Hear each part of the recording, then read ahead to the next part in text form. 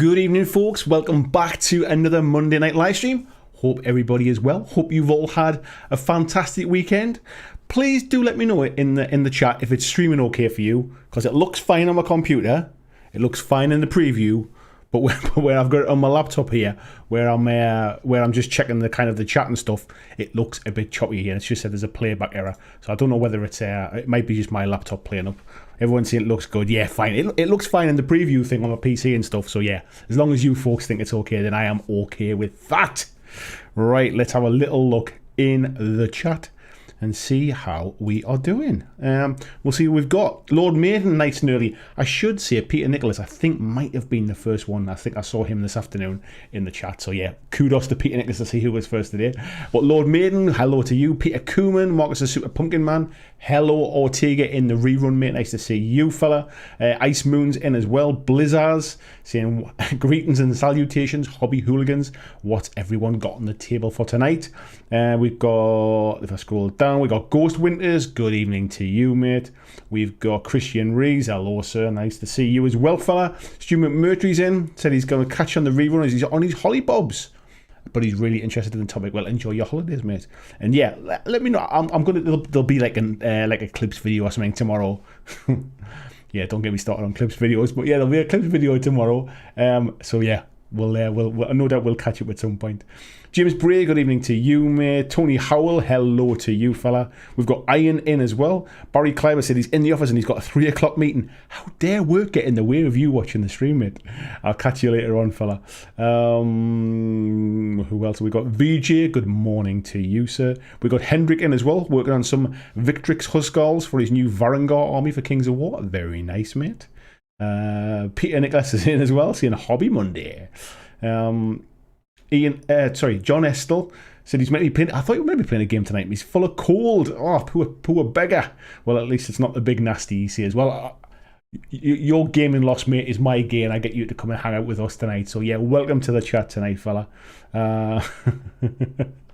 Fiji humming bad boys.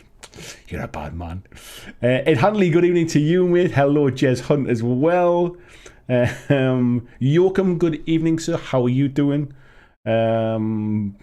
Tony saying hit like button hit. Thank you very much. Can I see here 24 likes, 46 viewers? We're kind of halfway there. I'm sure we can get a few more, squeeze a few more likes out. Bobby Clark, good evening to you, mate. Yeah, everyone's saying it looks okay. That was good. Because yeah, I'll just scroll down here as well. Stream's perfect. Thank you very much. We've got Cardos Dogforge who says hello, mate. Everything looks and sounds fine. Hope you're well. Hope you're well too, fella. Ice Moon says new edition above the Rams helmet. Yes, so we've got another Star Wars helmet. So we've got Luke Skywalker's helmet from Star Wars, funnily enough, from A New Hope, I think, from the X-Wing. I've had them for a couple of weeks, but I did have them. So I'm going to do a studio tour later this week because it's pretty much finished now. And I did have them at the end of the room. So if you're looking down the table long ways, they were either side of the TV screen. But I thought I'd move them around a little bit just for a nice stream, show them off a little bit. Where are we here? James DW, good evening to you. Says nice helmet in the background. Strong with the Force, are we? I do like a bit of Star Wars, mate. I'll be honest. I'm not like a hardcore fanboy or anything like that. I just like I grew up with it as a kid, and I'm a big fan of it. And it's like, you know, bit of popcorn, switch my brain off kind of thing. I'm not like Jedi is not my new religion or anything like that though. Peter Coomer says he's finishing bases on his British for the Zulu Wars. Good evening, Scott Latham. Hello to you. Andy Smith says hobby hooligans. Hope you're all well. He's had a shite year and needs cheering up. Well, hopefully we can do that tonight, mate. Blizzard saying the stream isn't playing for him. I think everybody else seems to be okay, mate. I don't know why it was kind of playing funny beggars. It was for me as well, to be fair. I don't know why it was doing it. But I've just refreshed it and now it's playing an advert. I'm going to click off as soon as I can. There we go. Yeah, it seems to be kind of jumping around a little bit. I don't know why it's doing it, mate, but it seems like it's alright for the vast majority, unfortunately. Or fortunately, I should say. Where else are we up to here? I'm just going to shrink that down because it's flickering away and it's annoying me. Arnold said he's looking forward to meeting people. Yeah, me too, mate. Cordis is saying, working on some Relic Blade minis. A nice one, mate. The Relic Blade, you don't hear that too much. Hello to Palmsy, nice to see you in. Arnold says, yeah, tournament or otherwise. Tiny War Games, hello to you, Richard. I hope you're well, mate. Dan Hughes, hope you're well, fella. How's tricks? Hope everything's going okay. Your neck of the woods. Marcus is saying, man, the weather is already annoying. It's been the high 90s the last 4 days in a row. I tell you what, mate, I take a bit of high 90s at the minute. It's so up and down here at the moment. You can have blazing sunshine for like half an hour and then the heavens are open. But it looks like, at least I think for this bank holiday weekend coming up, it looks like we're going to have a bit of nice weather. So fingers crossed. Scotty Longworth, how are you doing, fella? Nice to see you in. Tony said he's listening along while pottering around packing stuff ready for moving again. Wow, yeah. Andy Smith says, you've got Luke's helmet. I have, mate. Yeah, so that one, this one here is Luke's helmet. Johnson, stream didn't start for me. Had to close the app and go back in. I think you're good, mate, but maybe a problem with YouTube. Yeah, I think it's a YouTube problem because it's definitely, like, I've got on this screen to my side here, basically like a preview of the stream coming off the PC. Like from YouTube side, and it seems to be okay. So Phil Campbell, good evening to you, mate. Scotty and over at 5 standing by. Andy says Kath's doing Malifaux Geisha girls. Very nice, mate. Peter says, can you wear the helmet? You can wear the helmet, mate. It is fully except I have quite a large head, so I do have to take out the padding. There's like this padding that comes out around the earpieces. So yeah, you can take that out though. So but yes, you can wear it. And it also has like a microphone here as well, and it's got like you put batteries in and it makes kind of like battle noises and all that kind of stuff. But yeah, we'll leave the padding out while I just pop this back on here. So yes, you can wear it. You can also wear the Darth Vader one as well, but it's a bit more tricky to get on because it has like a neck piece thing that goes on and stuff, and you end up getting locked into it. Where are we up to here?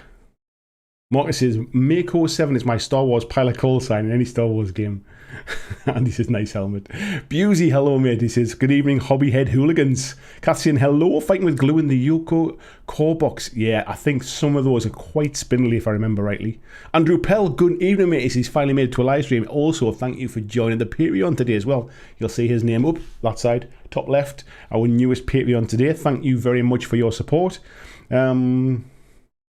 Usually say maybe try 3D printing some helmets. Do you know what it is, mate? I've been watching some videos online about printing off like Mandalorian helmets and stuff. And when they said how much resin they'd used to print it, to be honest, it's just as cheap to buy one of these by the time you buy that much resin and then kind of mess about with filling it and try painting it and stuff. These are not that expensive in the grand scheme of things. I mean, they're not like 20 quid. But if you think like a bottle of resin's about £30 and you need about 3 bottles of resin to print off a Mandalorian helmet, you're pretty much getting up to the price of these anyway. So Phil says, wear it for the stream.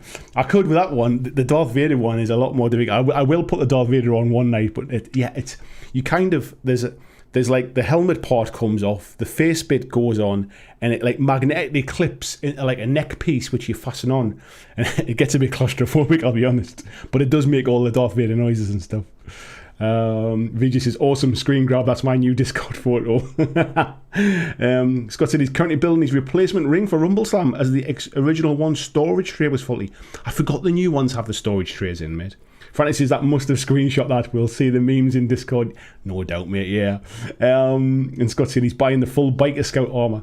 I don't think I'm quite at the stage of getting into the full cosplay stuff, mate. But it's nice to have some stuff just around like that's kind of interesting on camera, really. I'd like to put more gaming stuff on the shelves. But the problem is, like, things like miniatures and that, they just disappear. Like, I mean, if you think like a miniature's going to be about that big, nobody would ever really see it, kind of thing. So, Mark said, if you're going to 3D print a helmet, use the PLA. To be honest, again, it'll take so long to do it. I'd rather spend that time printing off the terrain that I'm doing at the minute. Tasty Brain Drain says he's loving the new helmet as well. Thank you very much. Lawman says, why not start the hobby hangout wearing the Darth Vader helmet? I might do, mate. I might start Wednesday's hobby hangout with it on. I'll have to get reaccustomed with being able to take it off again though, because it does get a bit claustrophobic because it like the front and back around the neck like clip together, And it's all right if there's somebody with you to kind of like unclip it, but it does feel a little bit like a saw contraption. I'll be honest. Anyway, tonight's topic, we are talking about. I've just moved it. They look like really nice donuts now. These Princess Leia helmet as well. I've got now. Sorry, that's distracting me because it looks like a donut and it's making me hungry. What was I just going to say? Yes, tonight's topic. It was based upon. So this weekend, I bought a ticket for the Armada tournament that's happening at Mantix HQ in September the 4th, I think it is. And I know a lot of people, they maybe frightened or afraid is maybe a strong word, but I think some people are. Like, people are instantly put off when they hear the word tournament for many, many reasons. And I've gone to tournaments over the years. One of my regrets, when I talked about my 5 biggest wargaming regrets, is that I didn't go to tournaments earlier. So I want to kind of talk about tournaments. I want to tell you some reasons why I think it's a great idea to go to tournaments. I want to tell you some potential watch outs as well, because I mean, like everything in life, there's ups and downs, there's positives and negatives. And I also want to tell you 5 reasons why going to a tournament is a really good idea.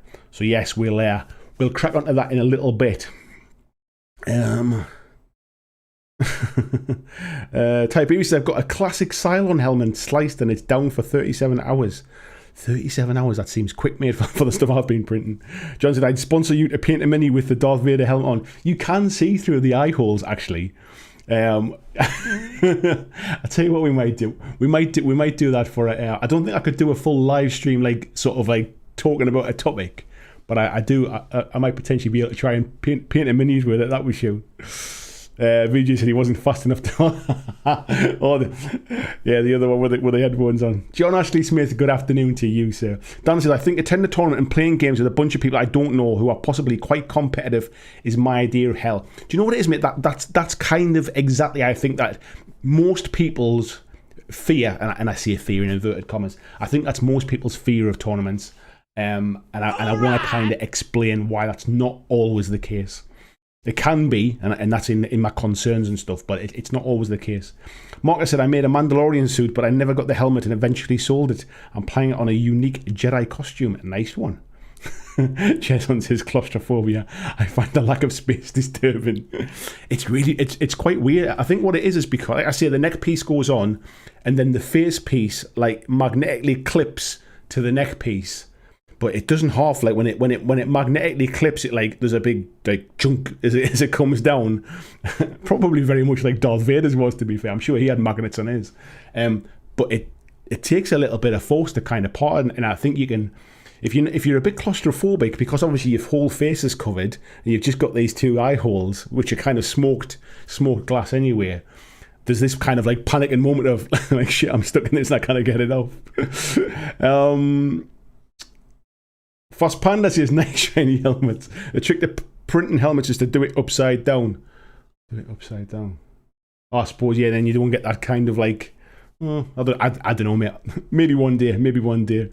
Good evening to you, by the way, Fast Panda. How was your first day in your new job today? I hope everything went well, mate. Tasty Brain Train saying I'd probably chip in on that sponsorship. We might do it as like a charity thing sometime, maybe. I'll kind of try and paint a mini with the helmet, or maybe a Star Wars mini, to be fair.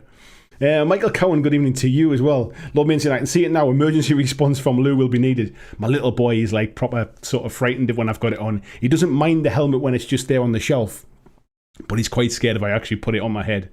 And because I don't know if the batteries have kind of still in it or stuff, but there is a button on the side. I might need to replace the batteries, but let's.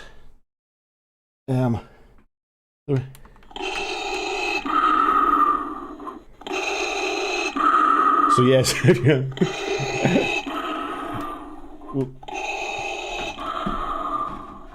So yeah, there's it makes all the right noises. So if I wear that and press that button, my little boy proper drops his. It's like, oh yeah, not keen. Brilliant first day, he says, amazing.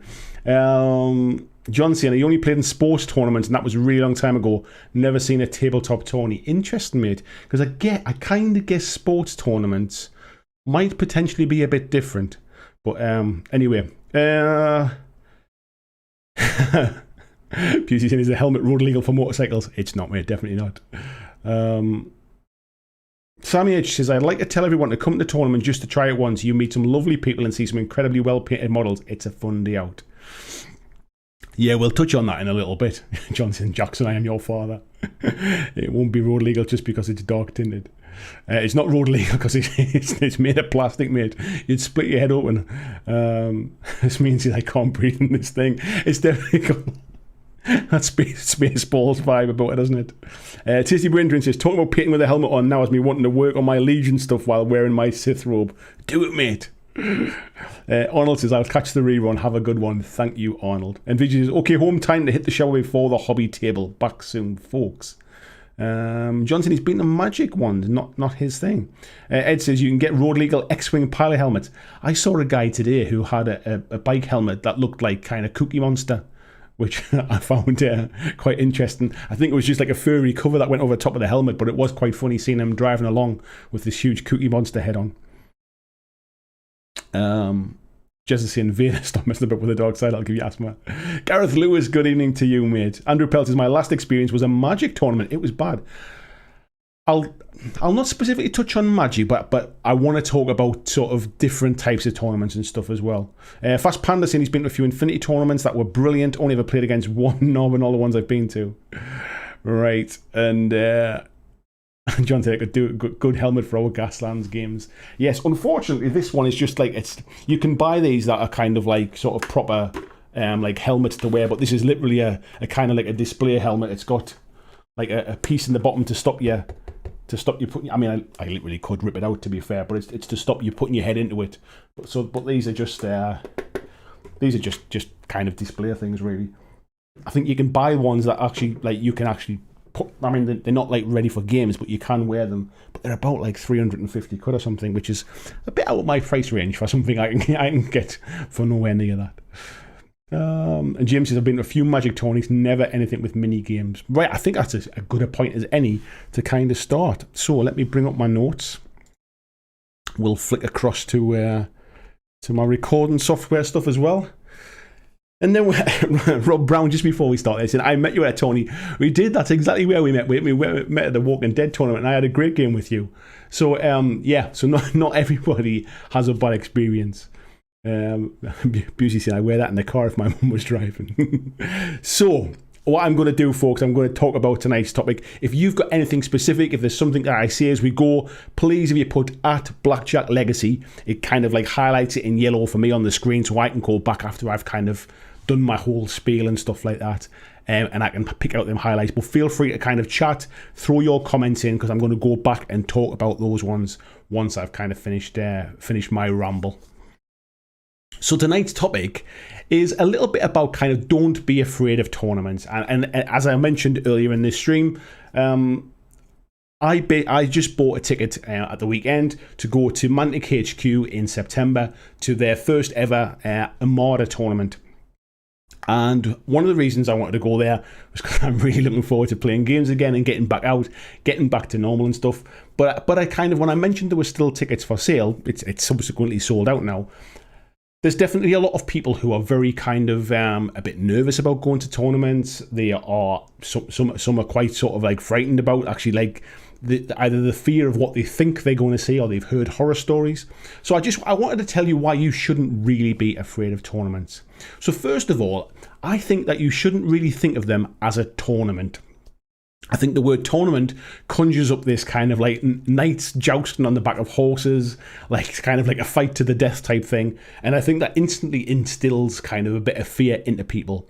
Like a tournament, like it's a tournament in terms of the fact that you are playing against somebody and the winner kind of moves on up the rankings or whatever it is, or goes to try and be the kind of like the number one player of the day.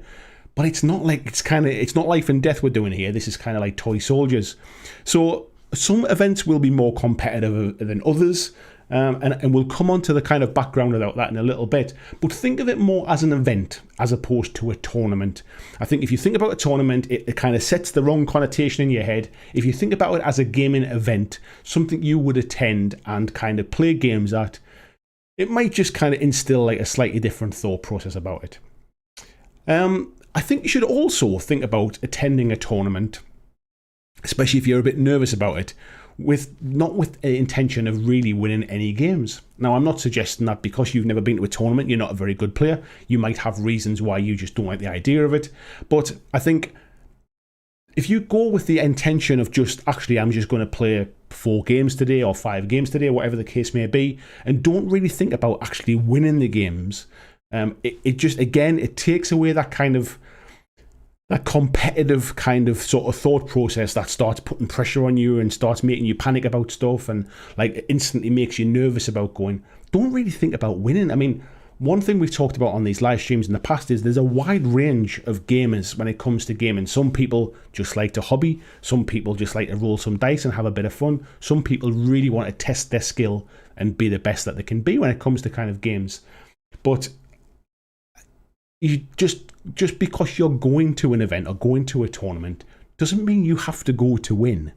And I'll come on to some of the reasons why that might be the case in a minute. But like, I think almost taking that winning mentality out of it a little bit, it just kind of breaks down a barrier if you're a bit nervous about going, especially for your first one. It might be you're a great player and you actually want to try and win a tournament. But I guess at that point, these are less sort of frightening than they would be to somebody who's just getting started. The next point, I guess, is just don't put yourself under pressure.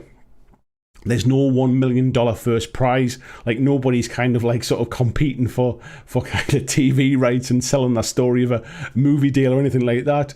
There's no relegation if you lose. It's not like you're in some kind of league and you don't get paid the same money next year. It's like I said before, it's just toy soldiers. It's just the tabletop game type thing. It might be a card game. It might be it might just be a miniatures game or something, but don't put yourself under kind of undue pressure for it. The worst thing that will happen really at this event is that you'll lose all your games. And actually, sometimes there's a prize for that. So don't really worry about it. It's not like it's going to be all over the news tonight tomorrow, like guess who lost all their games at the tournament type thing. Just the pressure is only what you put on yourself. There's no pressure from the actual event itself. The next point, I guess, is consider the game that's being played and the type of event that it is. And this will give you the type, it'll give you an idea of the type of players that you're probably going to come up against.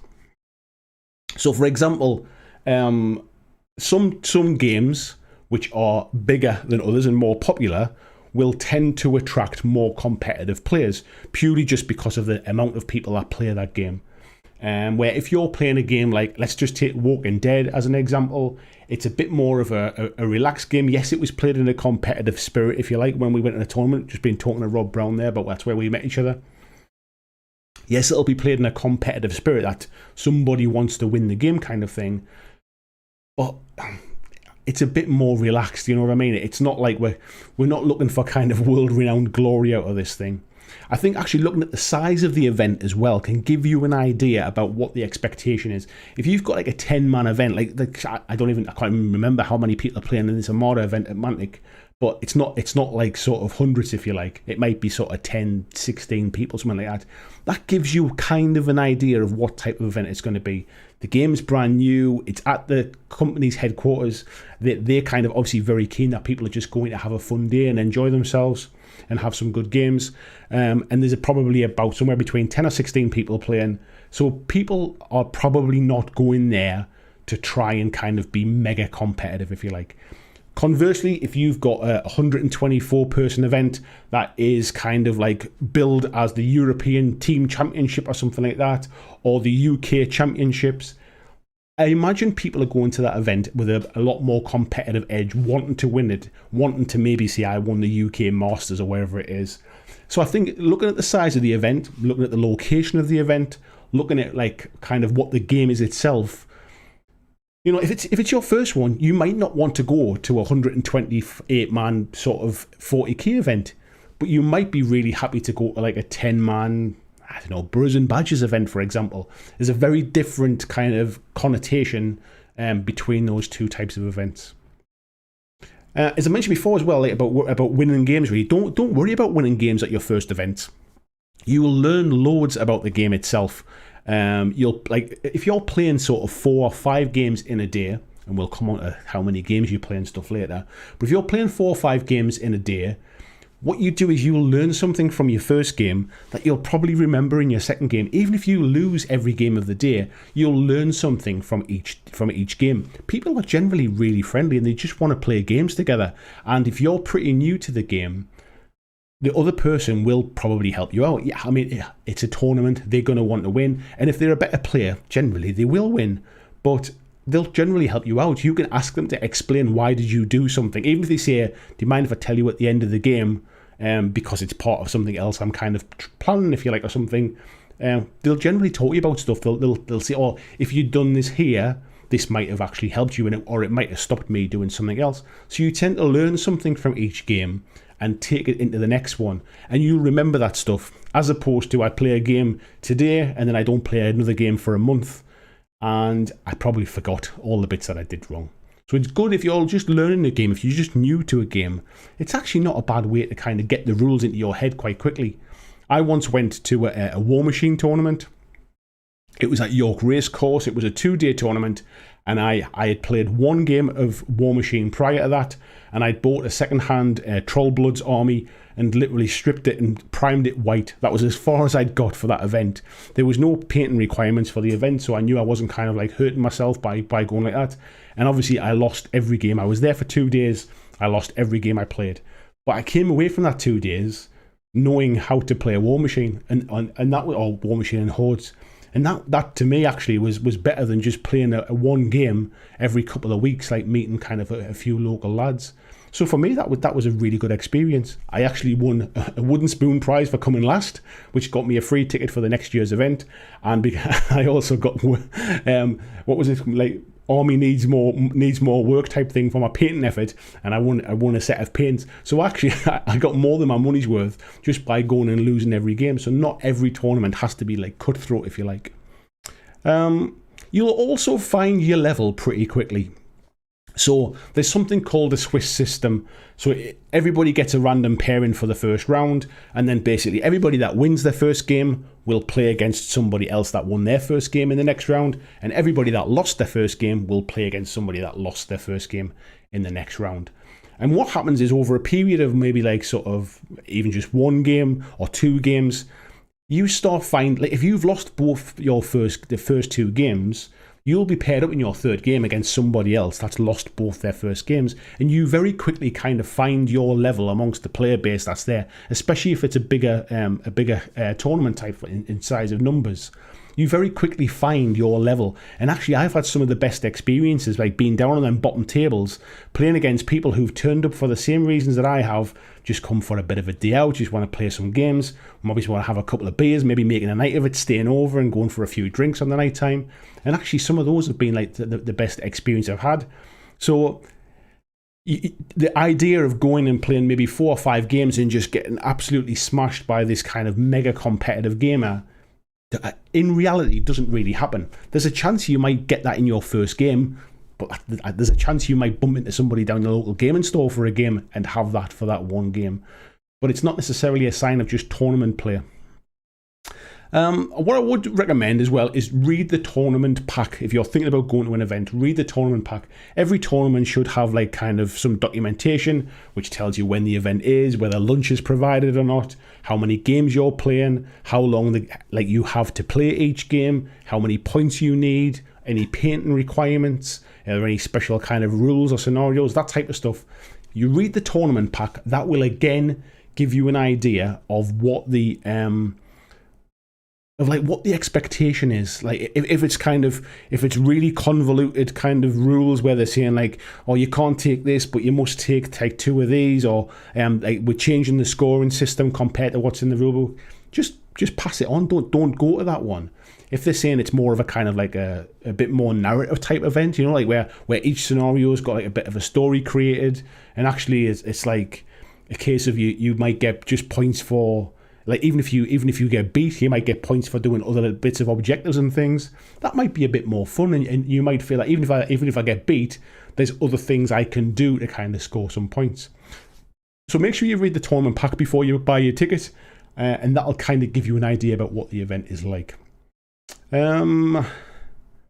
As I mentioned before, there's usually prizes for last place. There's things like best painted. There's things like most sporting for like kind of like good sporting behavior and things. So even if you're not that interested in actually winning the games, there's still other things that can interest you while you're there as well. I'd also say don't worry about going alone to these events as well. I think that's another thing that puts people off, the idea of thinking of going on their own and they won't know anybody. Folks generally are very friendly. After your first game, you'll already know one person there because you'll have spent the last hour and a half playing the game with them. Even if it's just somebody that over the rest of the day you can just kind of like catch their eye and just go, oh, how'd you get on game 2? What are you doing? How are you playing, kind of thing? How are you doing for the day? If your game finishes early, go and buy them a coffee, go and buy them a beer, sit and have a chat for 5 minutes. Like, you very, very quickly get to meet other people. And I can see that if people are a bit more socially anxious and they don't really like mixing with people, at least you're kind of like, you've got something in common with that person instantly. You're both at an event for a game you both like playing. And not all competitors not all tournaments are competitive by design. I've seen some which literally have a narrative story through the day, and when you like sort of have your first game, the outcome of that will shape the story for the day, and it's actually more about kind of creating a bit of a narrative story through it. I've seen events where basically for the first 2 or 3 games you're playing against one person, and then for the last game, the results of the first few games then divides everybody up into 2 teams, and they push all the tables together, and this one mass battle type thing. And it's not really about winning, it's just about kind of creating this narrative event story through the day. So not all events are equal. Some are very, very different. So again, what I would say, just to wrap that bit up, is that look into them. They're not all the same. Don't be worried about going on your own. And actually, not all events are going to be mega competitive. There are some that are, but you can very easily identify them. Now, there are some downsides to tournaments. With everything, it's not all kind of sweetness and light. One thing I would say is it can be a really long day. If you've got a 1-day event and it might be 5 games over the day, you might have to travel quite some distance. So you're up at like sort of silly o'clock in the morning. You're traveling down. The first game starts at 9 o'clock or something. You're not leaving till 6, and you might have a 3-hour drive home. It can be mentally exhausting to play 4 or 5 games in a day. I personally love 2-day events. I love being able to get there either on the Friday night, so I'm there ready for the Saturday morning. And some of the best events I've been to, you get to meet the people on the Friday night and have a few drinks with anybody else that's travelled. The Saturday night, the kind of like the social aspect, the getting together, maybe going for a curry together, having a few beers, spending a bit of time with other people and stuff. It just tends to kind of relax you over the 2 days. So I much prefer going to 2-day events, but 1-day events are fine as long as I'm not kind of like playing too many games or I'm not traveling too far. You can come across some very win-at-all-cost sort of salty competitive gamers, and unfortunately, this is not just limited to tournaments. What I would say is they are generally few and far between. You'll be sort of pretty unlucky if you get one in the first round. I think the bigger the event, it sounds counterintuitive that actually if it's a small event, you've got more chance of coming up against one. Actually, what tends to happen is the bigger the event, the more chance you've got of coming up against one, because the big events tend to be the really competitive ones. Therefore, there are a lot of people there who are actually really going to try and win. The smaller events, for all, like if there's 10 people in an event, you're thinking, oh, there's a 1 in 9 chance here, I'm gonna get a bit of an awkward gamer or something. You generally don't. But unfortunately, that's, you may well come across that. Put it down to experience. Finish the game, forget about it, and kind of move on. The rest of your day's games are going to be fine. And as I said before, some tournaments are far more competitive than others, so it pays to research in advance. If you go to an event and you're not really expecting it, and it turns out to be a really competitive one, and people are like sort of really playing to the fine edge of the rules and picking you up on every last thing, you will not find that enjoyable. But I find that avoiding those sort of big, huge events, the big 120 odd person events, the kind of like the big team championships, the UK nationals, all that kind of stuff. Avoid them for your first events until you're really comfortable in the game and you're enjoying the tournament scene. I think you'll be fine. But yeah, unfortunately, I think you do have to kind of go in with your eyes open. But follow some of them tips, and you will certainly there's nothing to fear about them, and you'll certainly have a good experience. So that's the first part that I'm going to talk about. Let me just come off that. That's the first bit I'm going to talk about. A little bit later on, I'm going to talk about 5 reasons why going to a tournament is a really good idea and why I think it's potentially the best thing that you can do if you're into your gaming. But I'll go back into the chat now and just have a bit of a catch up and see what people are saying. So, if I can scroll to here and I'll find these ones. Mark's saying here in my city there's a Star Wars fan club with several bikers in the group. And they will have Star Wars street legal helmets. That's pretty cool, mate. Lord Maiden says, I've been to a few tournaments, but local ones where I knew a few people. The issue is if I see someone new, I go completely shy and silent. Also, if I get overwhelmed and leave, friends can help.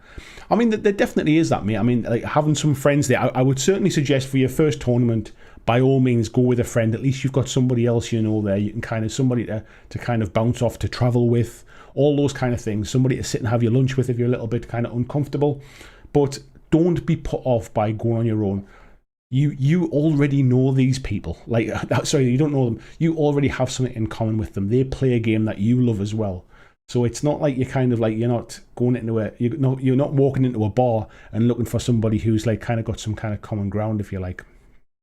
But I do get if you have some general kind of or genuine sort of social anxieties, getting to your first event can be really nerve-wracking, and I do get that one. Cardos says, most tournaments I've attended outside of 40k have been a blast. I've never played in a 40k tournament, and I'm not going to bash 40k. But from experience of talking to other gamers, and from what I've read online, and from what I've kind of seen people doing sort of like reviews of events, it becomes a very competitive game, and I think it can potentially bring out the worst in people. Because I don't think the rules are necessarily clean enough for it to be very, very black and white when it comes to kind of like the rules of the game. And I think, like I said before, if you're talking about these big 200-person events and things, people are attending these, they're traveling quite some distance. They tend to be big, prestigious events within the kind of like tournament calendar. And it tends to bring out people with their A game, really. I'm not saying it's like that. If you go to your like local hobby store kind of thing and they've got like a 10-person event or something, you might not have those issues with something like 40k. But I think generally the size of the player base for that can bring out... the more people you have, the more chance there is of getting some dicks, basically, I suppose. But generally, in my experience, I can honestly say, hand on heart, I've been to lots and lots of tournaments and events, and I have never had a game where I've come away thinking, my God, I never want to do that again. I never want to see that person again as long as I live. I wanted that game to end after the first 5 minutes. I've had some games that's not been as fun, but sometimes that can be because the other person just wants to kind of play the game. They're not very talkative. They just want to play the game. So maybe that's not as fun, if you like. And there's been some games where I've absolutely loved that we've kind of belly laughed all the way through. We've been buying each other drinks, like in the middle of the game and stuff. It's just become like a social thing. So it can be a mixed bag, but I can honestly say I have never had a bad game. Derek, good evening to you, mate. Andy's saying the Fast Panda tried to get him to an Infinity tournament. I bottled it. Honestly, I think it's not something to fear. And at the end of the day, if you went and you didn't enjoy it, just leave. Like, I mean, it might screw up the kind of pairings and all that kind of stuff. But at the end of the day, just say, look, it's not really what I thought it was. I'm going to leave. Nobody's going to think anything worse of you. And even if they do, they're never going to see you again. It's not like I honestly wouldn't worry about that. If I went to an event and I really wasn't enjoying it, I'd leave. Like, that's just kind of how it is. John says it's life and death for my Hawks. Jess says I'm more likely to go to a night tournament. Been to a few of those. Fast Panda saying I'm still trying to get Andy to his Infinity one. Dave Mackay says last tournament I went to was our Lust for Gold. I did so well. I got 16 gold at the end of it. Won a box of Mantic treasure at the end and had fun. That's what it's all about, mate. Honestly. Dark Artisan says I don't like tourneys as I put too much self-pressure on myself that I end up not enjoying my games. I think that comes back to hello, by the way, mate. Harry, how you doing? I think it comes back to what I was saying before about don't put pressure on yourself, because nobody else is really putting pressure on you. And I appreciate people put pressure on themselves, but I think they put pressure on themselves because they go thinking, I need to win my games. Like I have to win. That's why I'm here. I'm just here to win this tournament type thing. And I think you can put pressure on yourself for it.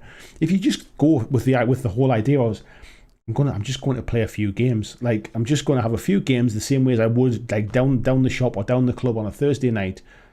It almost like instantly takes the pressure off you, because there's no consequences to losing games. It's not like if you lose this game, you can't come to the next tournament or anything like that. There's nothing to really worry about. It's why things like ranking systems, I'm not a huge fan of rankings. When it almost kind of like, I know there's some people who obviously want to be the best kind of thing, and they want to be the UK number one or the US number one or something like that. But I think when it comes to like rankings and stuff, I think that can put pressure on people, even when they're not trying to win games. They don't want to see their name dropping down rankings and stuff, but you can opt out of that kind of stuff as well. The Menace says, I'm a big lad with a short temper. Tournaments worry me. Had some negative experience with folks who take it all a bit seriously. Definitely puts me off. Like I say, you will come across people like that from time to time, but you could come across those people in a gaming store. It doesn't have to be at a tournament type thing, for example. And as I said before, I think if you pick and choose the events you go to, you can largely mitigate a lot of that type of behaviour. It's just a game. Like if somebody's being like a bit of a dick about it, like if they kind of, if they're taking it all a bit too serious, just say, hey mate, like, just have the game. If it's that important, you win. I've had enough. They don't feel the need that you have to play the game out. They're going to get what they want anyway. They're going to get maximum points for the game, and you get to just walk away, and you don't have to kind of spend the next hour sort of sitting playing with them. We must remember this is a hobby. It's meant to be fun. It's meant to be enjoyable. Whether that's playing with a friend, whether it's playing in the store, whether it's playing at a tournament, it's meant to be fun and enjoyable. We are not, as I mentioned before, we are not playing for like $1 million. So if you're not enjoying the game, just say, hey, look, I concede. I've kind of had enough. Like I've just, you just take maximum points. I'd rather go and have a beer and just wait for my next game. I personally would respect somebody if they said that to me. Just say, look, I'm really not enjoying this. Just I quit. It's fine. Just have the game. I think I'd respect them more, because the last thing you want to do is stand there for 2 hours with this really uncomfortable thing going on when you can visibly see somebody's not enjoying it. Tony says, I never worry about trying to win a tournament. I'm pretty crap anyway. Dice hate me. However, go to them to chuck some dice and have a laugh. I'm exactly the same, mate. Obviously, we've been to events, the same events. And it really is, for me, is just, I go more just to kind of meet people and just to hang out and just to kind of have a bit of a social aspect to it, play more games. I don't get to play as many games as I would like to, or I certainly never used to. And I don't treat them as tournaments. That's why I made it my first point, really. I think if you can just think of it as an event, I am going to this place and I'm going to play a few games and almost take the competitive mentality out of it.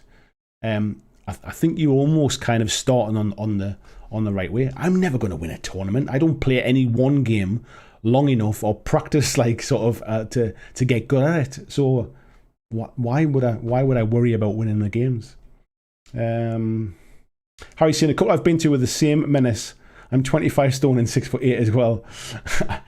I guess that might. Sorry, I missed that. Could you say it again, please? No, Siri. I couldn't say that again. I guess it's probably just a bit like, I can imagine things like bending over tables and all that kind of stuff when you're a bit taller, mate. And I can imagine as well, like obviously not everywhere has seats to sit down as well and take the weight off for a little bit. And I wonder, I don't know, I'm guessing here, but I wonder whether it's quite intimidating to kind of turn up to your table, put your miniatures down, and then just go like, oh my god. And I wonder, like, I'm sure, like, I obviously know you from your channel and stuff, mate. So I know what your personality's like, but we've never met before. But I wonder whether, like, is that anything to do with it? But It's a funny one, mate. I can imagine that they're long days when you're on your feet as well. I know they're long days when you're on your feet. So I can imagine if you're like sort of stooping over as well, over sort of shorter tables. I always get like a bit of an aching back if I don't kind of sit down during a game.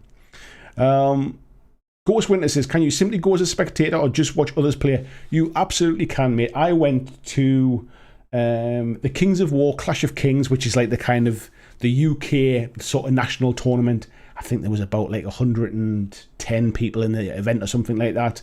I just went for the weekend and just kind of hung out, and I think Vanguard had just come out, so I played some demo games of Vanguard and showed a few people how to play that.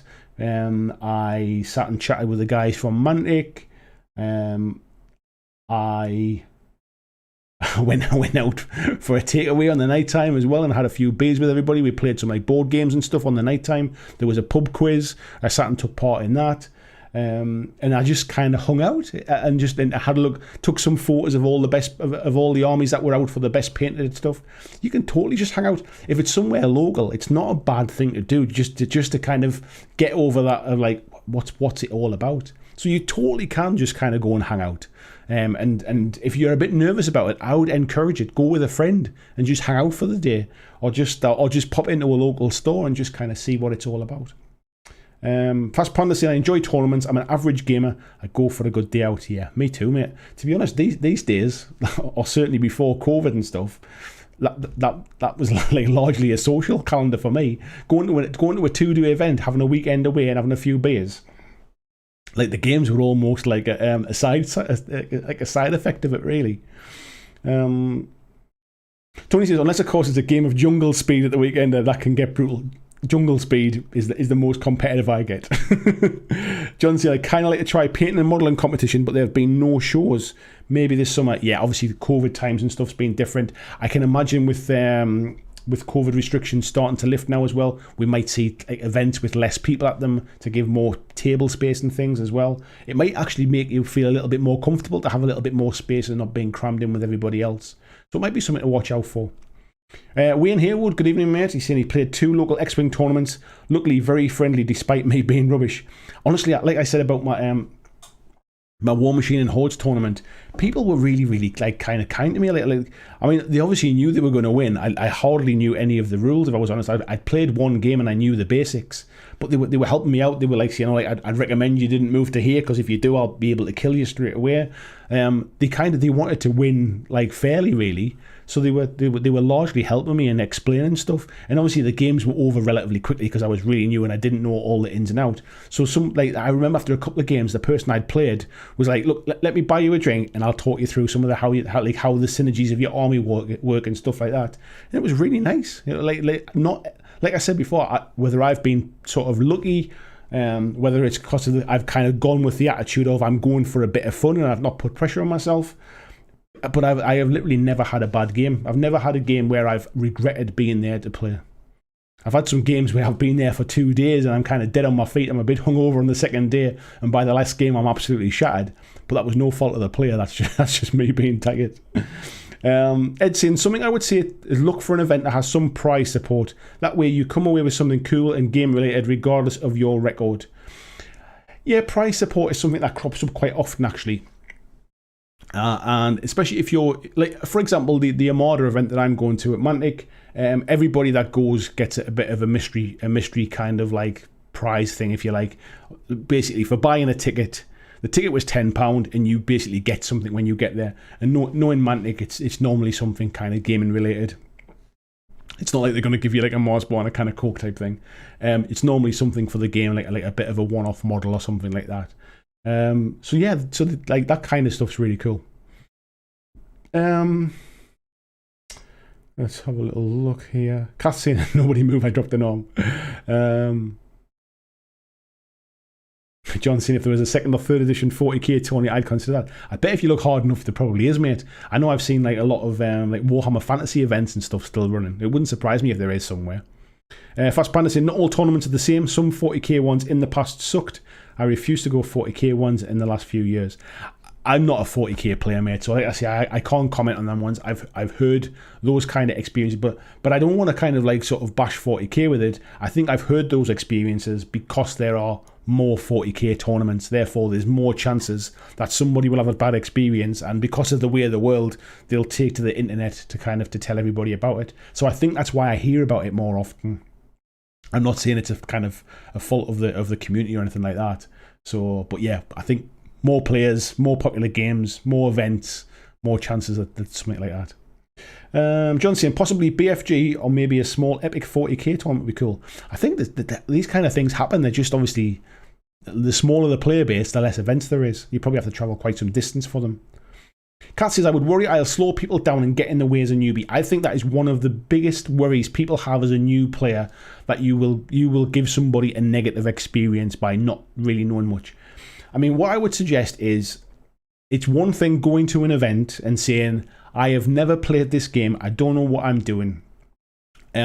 Whilst you could learn to play at an event, it's probably not the best way. I would suggest at least have had like 1 or 2 games beforehand to at least know the basics. But just because you're new and you don't know every single rule inside out is no reason not to attend. As I said before, people are generally really, really friendly. They want to help you out. At the end of the day, encouraging you to enjoy your games, to learn the game, is growing the community. Anybody that is kind of like negative towards you for being like, first of all, you've just picked up the game that they love playing as well. That's great. Somebody new is playing that game. Second of all, you've come to a tournament. You're supporting that kind of tournament circuit. You're helping sell tickets. You're helping make sure that these events can run because enough people are buying tickets for them. Great. That should be encouraged as well.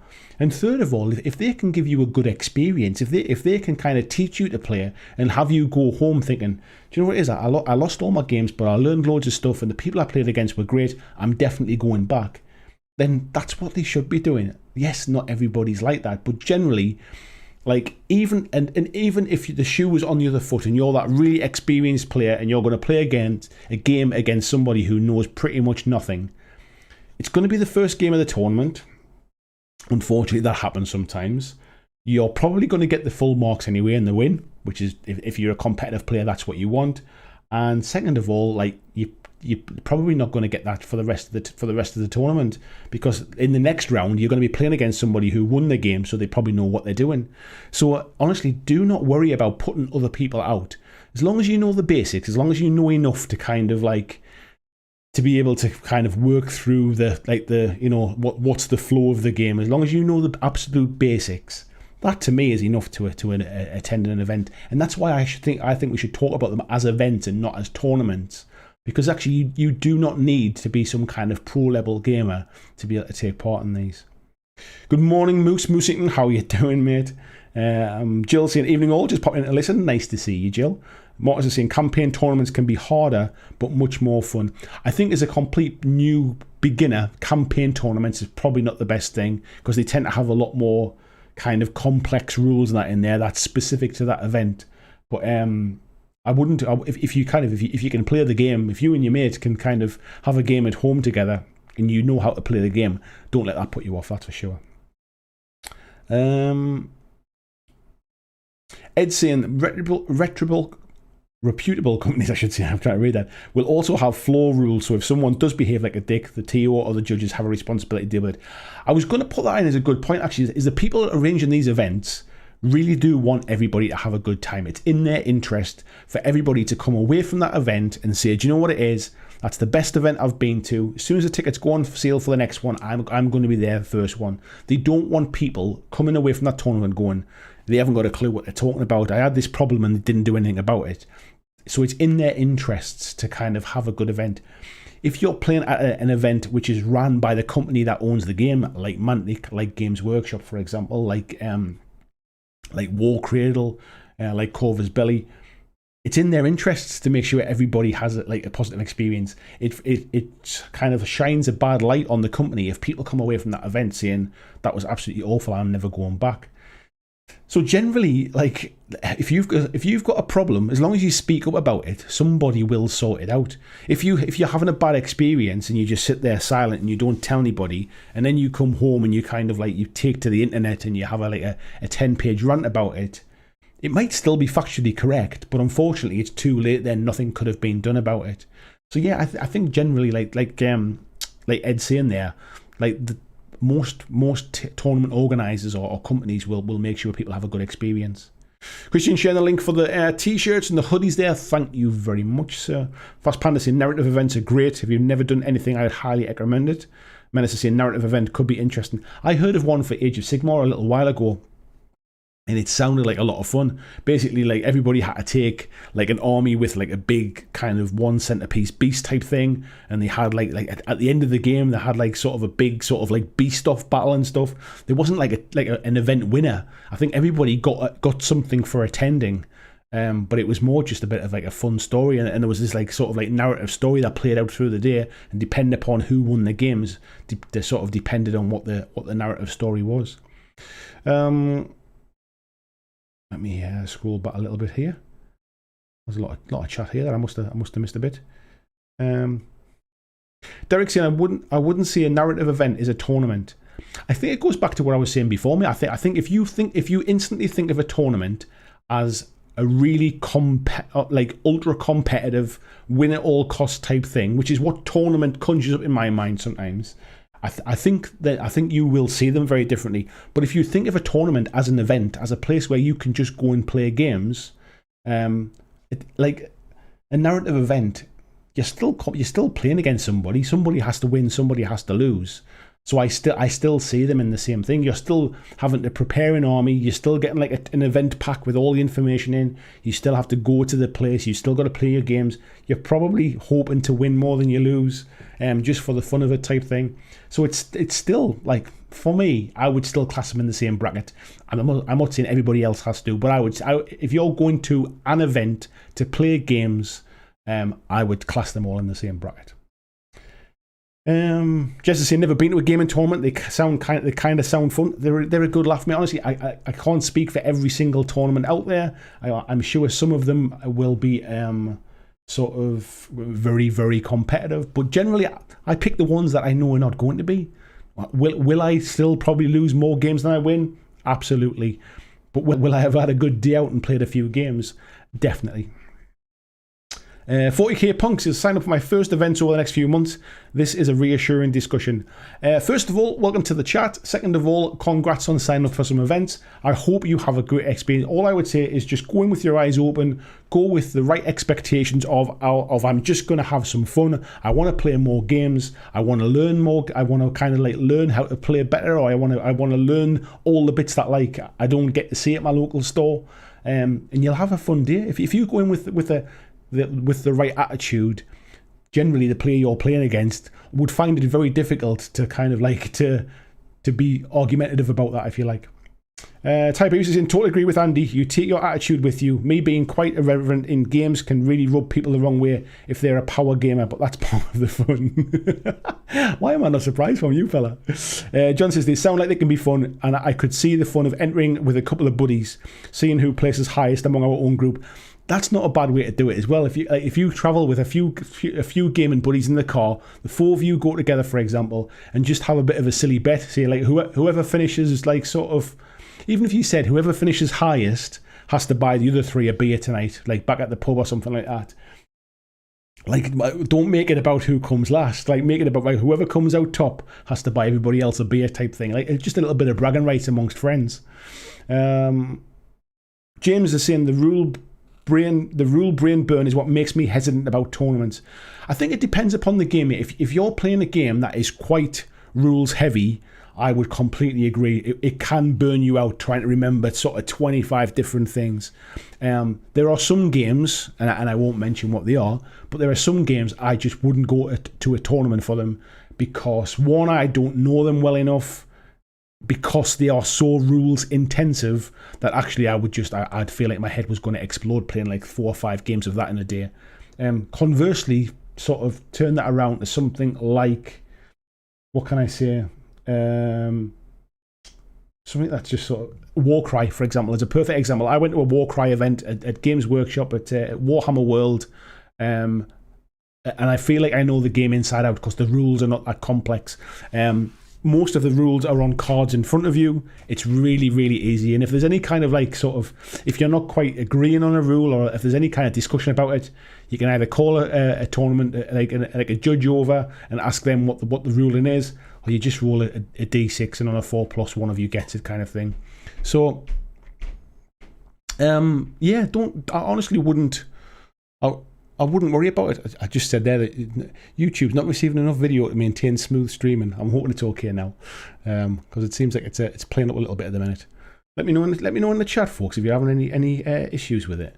I'm just looking down the chat now, but it should be fine. I don't know why it would suddenly do this, unless it's deciding it wants to do an update or something just while I'm doing this. God knows. Right, I'm going to scroll back up in the chat a little bit.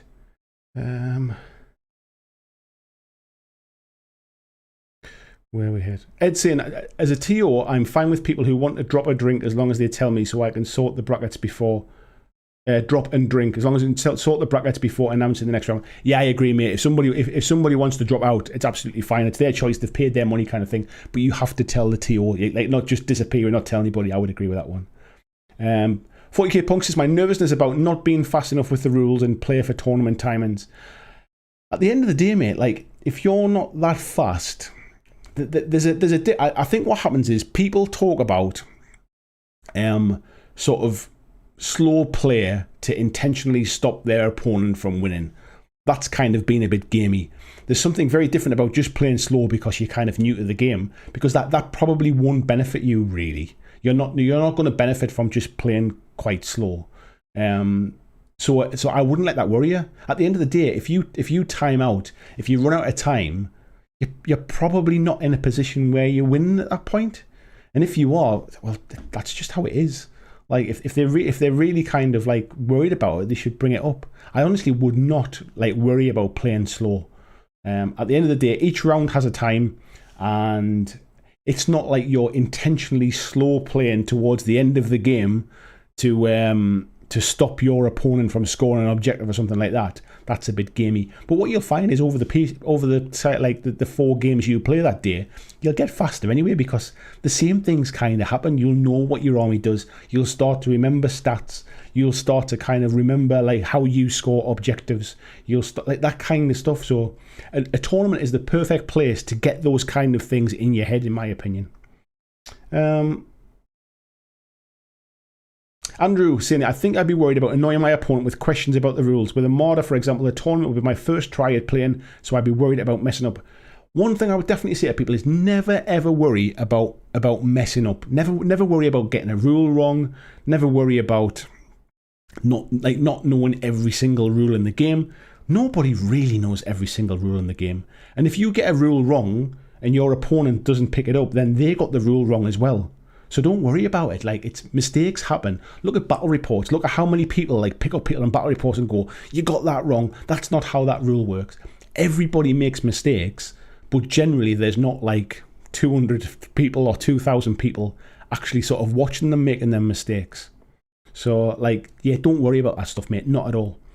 John saying the Armada tournament should be great given the number of blackjackers going. I didn't realise there were so many going actually when I bought my ticket. I knew you were going, John. But it's really cool that I'll get the chance to meet a lot of you lot that are kind of like in the group as well. Marcus is saying the only messed up thing I ever did at a tournament was to take down someone who had beat me in the last tournament with a cheesy custodies list and was being a total jerk. I think people very quickly get to know who the jerks are and stuff in the community and things.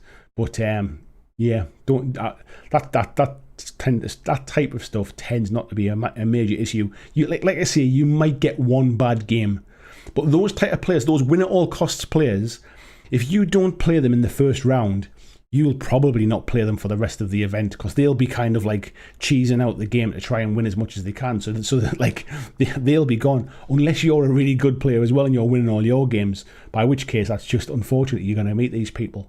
But yeah, if you're just going for a bit of fun, you'll kind of largely not really come across those people. Jamie saying, ran dozens of 40k in fantasy tournaments, and the people who always had the most fun were the ones who did not take it seriously, just have fun people. Somebody mentioned something, I completely agree with you, mate, by the way. Somebody mentioned something in the Facebook group today about people saying, I don't go to tournaments because I just like to have fun. The two things are not mutually exclusive. You can have lots of fun going to tournaments. You just... You might sort of like, you might enjoy playing competitively, or you might just like going and playing loads of games. John said, I'm jealous of you gamers in the UK. Tournaments seem rare and very far away here in North America. I think because we're a relatively small country, mate, you tend to hear about a lot of events. I think the problem is depending upon what game you play, the events might be few and far between. It really does depend upon how popular the game is from a community standpoint. Like there are games like like Mantic do a really good job at running events at their headquarters. So for all, like some Mantic games might not be hugely popular in a tournament circuit, Mantic do a good job of kind of running an event schedule through the year to make sure that those games have things to go for. You then conversely have things like Kings of War, which is is quite popular, and there's events pretty much at least every month, if not every weekend, dotted about the UK. You start talking about 40k and AOS and stuff, like you could have an event sort of every weekend somewhere in the UK. So it does depend upon the game. Christian sharing the link there for the merch. Thank you very much, mate. Fast Panda saying that these going to be running an Infinity ITS at some point, starting small with a focus on having fun, where someone will win, but mostly it'll be player people that aren't your. Yeah, I think it's a lot of it depends upon the event organizer and the normally what kind of player they like to play as well. If they're really competitive, they're probably going to run a really competitive tournament. If they just like to kind of have a bit of a fun and like they're throwing in silly spot prizes and stuff. Like I remember playing in an event where they had like a bit of like a bingo thing going on as well. So basically, like the first person to lose their leader model in that round, you had to shout. So if your like leader model got killed during the game, you had to shout.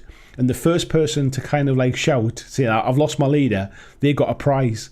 And there was things like that going on through the day as well. It's not like it doesn't have to be mega competitive all the time. Like there was things where if you rolled 3 1s, like the first person to roll 3 1s or something, if they shouted, they got a prize. And that's because the tournament organisers, the event organisers, have put some bits of fun spin things into that as well. Tiberius is saying, Tony, tall person tip, get mechanic stool, has trays under it. That's not a bad shout, mate, that to be fair. Marcus is saying, since he plays his Tyranids more, that balance list, I don't even know about what's balanced in 40k. Fast Panda saying, he's 40k past, he ran some narrative events and he missed running them. It's the social side and meeting new folks. It is for me too, mate, to be fair. George is saying, evening all, I've only beaten a dead zone 1 with a mate. Got well beaten, but got a wooden spoon prize of a box of D6s. Think it was a hint as D's. Dread zone uses D's. I like that kind of sarcastic stuff. Just to see the Middle Earth SBG folks events seem really nice. I think they're a little bit like the Blood Bowl folks. I think they've got a good community where they kept the game going when it wasn't really being supported by GW. And I think the communities are quite strong in those ones. Phil says most tournaments will have a goodie bag or something for players, maybe tournament exclusive dice or a mini.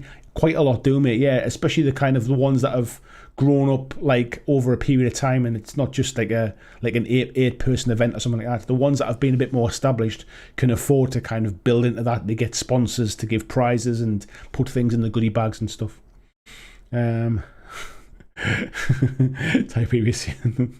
Daniel Russo cheated at the All Valley. Exactly, mate.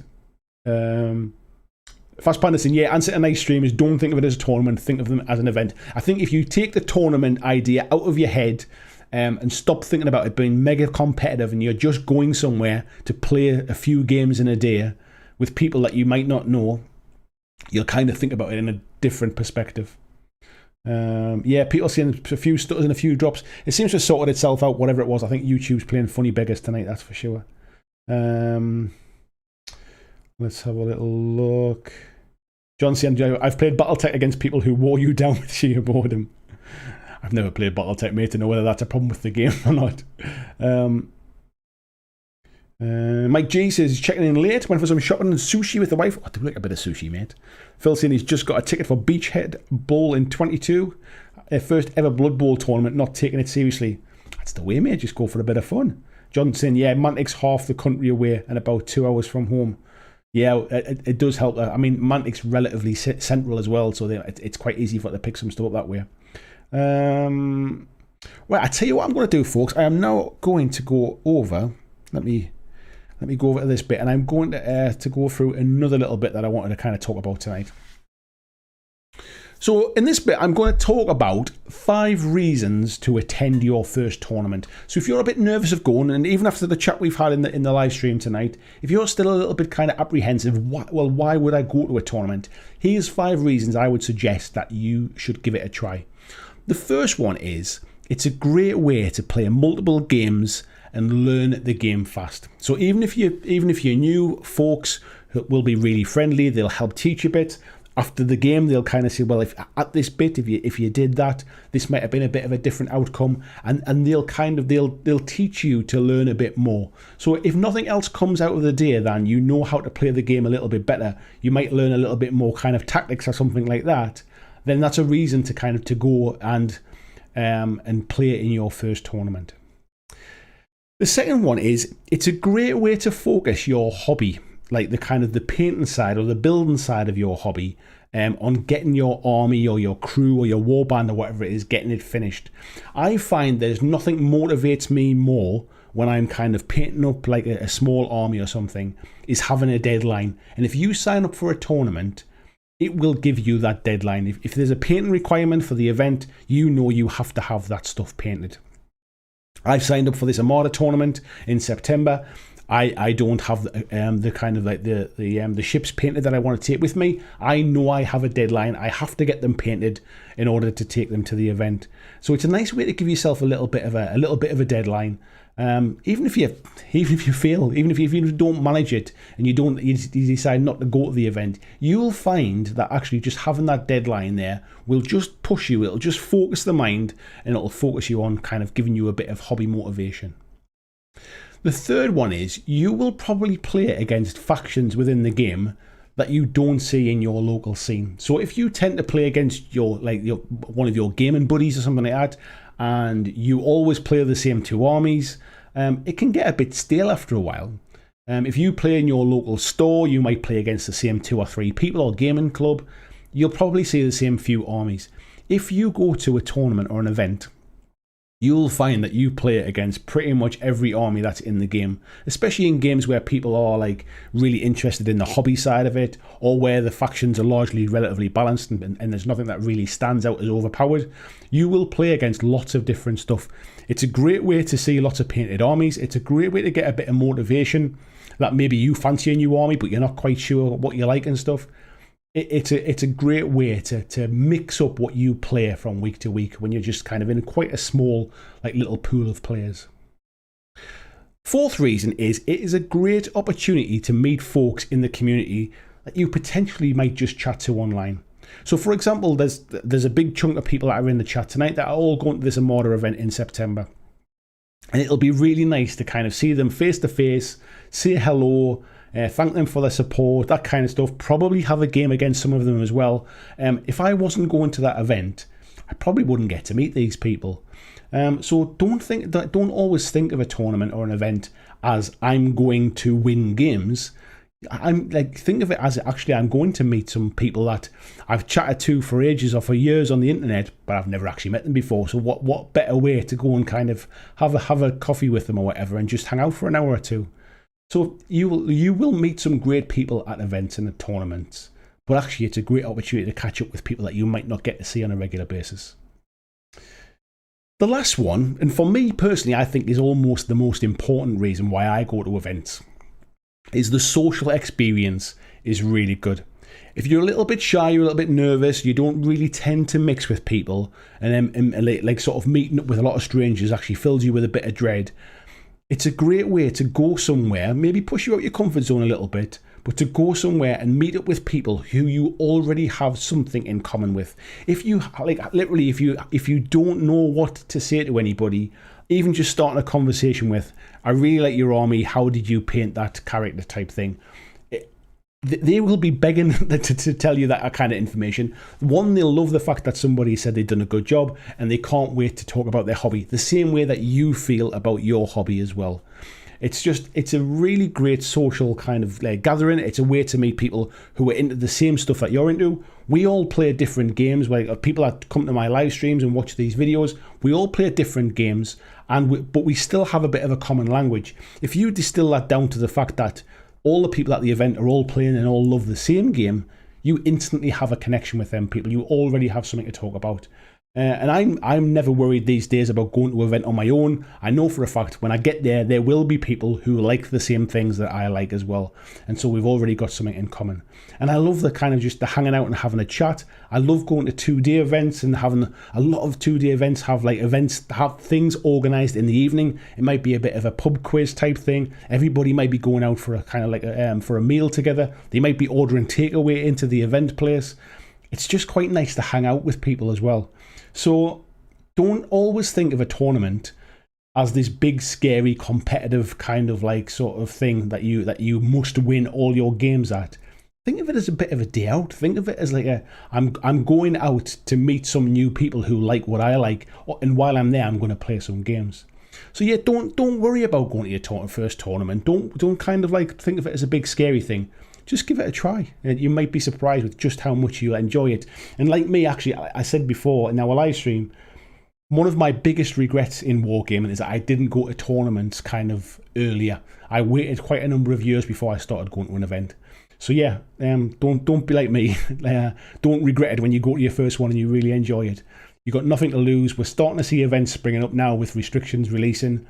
So yeah, just go to your first event, enjoy it, have fun, and and see how you go. So let's have a look in this stuff and see how we were with the chat stuff. Derek says tournaments are competitions by definition. Events can be tournaments, but not all are. I think it's a perception thing, mate. Like all tournaments can be an event if you want them to be. If you're not taking them too seriously, if you're going to a tournament and you're not really worried about winning your games, you're just going to meet up with some people, you're going to have a few games, then to you it's an event. I think it's more to do with how you perceive it personally. I'm not saying that that every tournament is mega competitive. Some tournaments will be mega competitive, and as I said before in the main chat, like you know which ones they're going to be. They're going to be like the World Championships, the UK Nationals, that type of stuff. That's the one that's going to be the more competitive sort of tournaments, if you like. But I think a lot of it depends upon how you approach it. I don't approach tournaments as I am going to try and win as many games as I can. So to me, all tournaments are events. But I do understand what you're saying. John saying most of the time I find out about shows and tournaments after the fact. Yeah, you do have to kind of keep up to date with it. I think being in Facebook groups, kind of being in and around folks who do go to these events, keeping an eye out. Most of the people that organise events have their own Facebook page as well. If you're a member of, say, like a 40k events group, or if you're in Kings of War Fanatics or something like that, you'll tend to see them getting advertised and things. But generally, I guess the last year or so probably means that we just don't really see them at the minute. James is saying Beachhead, woo, Bournemouth, might see you there, fella, even if I won't be playing. George is saying, I wonder if when we're sure COVID is well on the way to being less of a concern, there'll be more takers for routines or events. Absolutely, mate. I mean, we're starting to see them open up now. I think as long as kind of people follow the procedures that's in place, there's no reason why events can't start happening now. And as things progress, we'll start to see events going largely back to kind of how they were, I think. Marta says, favourite random tournament rule was each time you lost, you got a ticket to get a random item from the store, which were better than the leader prices. Weird to see people trying to lose. I've been to events where there was a prize for everybody. There was like one prize for each person that attended the event, and starting with the person who came last, they got to go up the table and choose their prize first. So the person that won the tournament actually got like whatever was left, and they got a trophy for winning, but their prize basically was whatever was left that nobody else wanted. Montex says, after playing a tournament versus Farsight, Enclave, Crisis Suit, Blob back in 6th edition, I stopped playing Warhammer 40k. That was just ridiculous. 40k goes over my head, mate. I'm not sure what that even is. Bruce is saying, damn, Mr. Start, how are you? I'm very well, thanks very much. Fast Panda saying, point 5, if I'm there, I will be happy to talk to anyone. I love the social side. Me too, mate. I'm not that outgoing, really. I mean, people might think, oh, like, he sits in here and he chats and kind of like, you know, on these live streams and stuff, he must be dead outgoing and sort of dead extrovert. I'm actually not. I'm not the most outgoing person in the world. But what I've learned by going to these events is each time I go to one, like, I meet somebody new, and people are generally quite chatty. If they see you sitting on your own, somebody will come and just say, like, are you okay? How did your game go? Kind of thing. What are you playing? Have you been? Is this your first event? Type thing. People will look out for you. I think, like, as a community, we are generally kind of like sort of we just want other people to enjoy the hobby that we do. So I think people tend to like look out for each other. If you're talking about like proper like win at all cost like dickhead type things, they're generally not going to be the people that are coming to ask you how you're getting on and are you enjoying your day and is this your first event type of thing.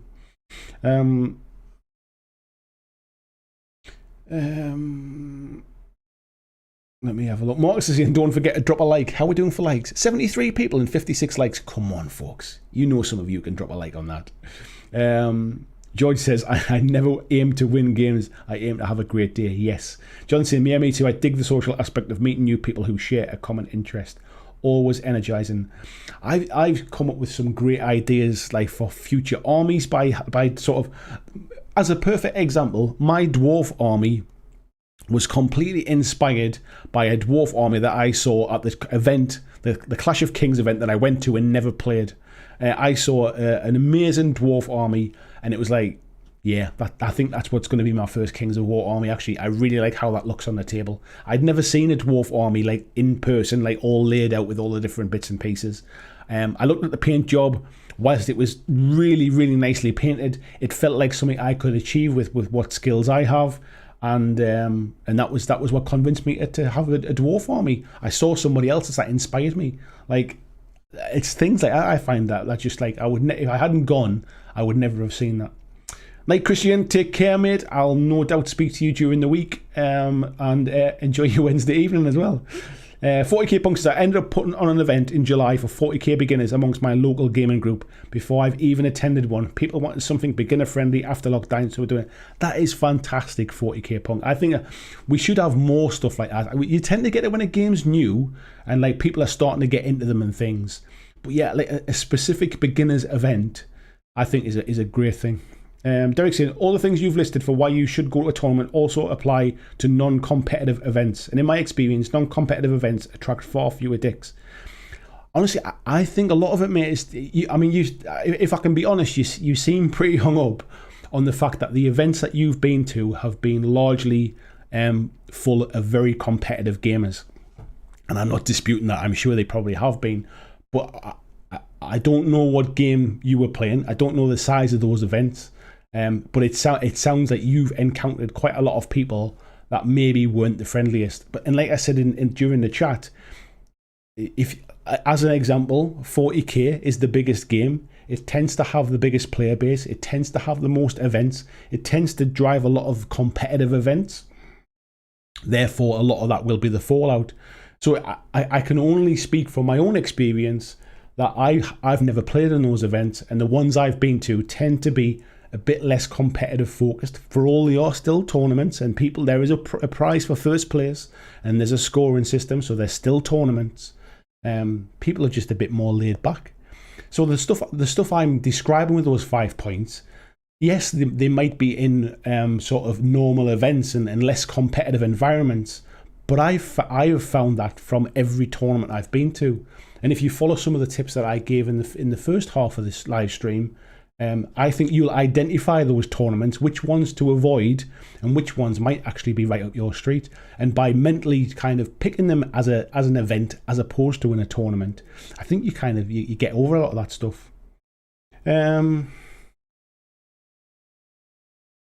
are we up to here? Marcus is saying 30 termagants with devourers, range 18 shooting, strength 4. You could be speaking in a different language. I haven't got a clue, all eyes. Anna, good evening to you. Says, evening all, missed the start, but just catching up with the topic segment. Nice one. I'm glad. I did mention the Warcry event that you attended as well. I had a really good day there. I had what was it? Did we have 4 games? I had 4 great games. I got absolutely smashed in one of them by the guy that went on to win the event, but I learned a lot from that as well. Do you know what it is? I can't see on this screen. Let me have. Is there something come through on Patreon at some point and I completely missed it? Tiny Wargames joined the Patreon. Thank you very much, Tiny Wargames. I can't really see that. I've got a screen over there and the writing's tiny and I can't see it. But yeah, thank you very much, mate. I really appreciate that. I thought I'd seen something flash up on my phone before. Tony's saying, done a couple of shifts at work over the weekend. Weirdly emotional to see people playing again. I can imagine, mate. I still not played my first game yet, if I'm honest. John says, one thing I've learned is don't compliment the basing. That was taken as the minis rubbish. Do you know what it is? I think the first Malifaux tournament I went to, somebody went to me, went, have you just painted them with washers? And it was the way it came across. I thought he was insulting me. And I was like, yeah. And he went, that's brilliant. I would never have thought of just using washers on them. How did you do it? But it was the initial comment of just like, you just use washers on them. And I think there was something lost in the accent and stuff as well, because it wasn't a local event. I think there was something lost in the accent. But I initially was a little bit like, huh? What? What do you mean by that? Fast Panda says, I played against units that I didn't own, saw what they could do and bought straight away. 100%, mate. I know what you mean. Tasty Brain says, crikey, I haven't hit the like button yet. You dirty, dirty man.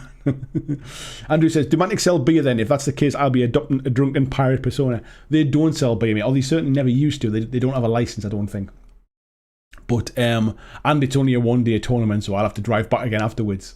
But, yeah, I'm looking forward to when 2-day tournaments spring up again and we start to do, like, overnights and things.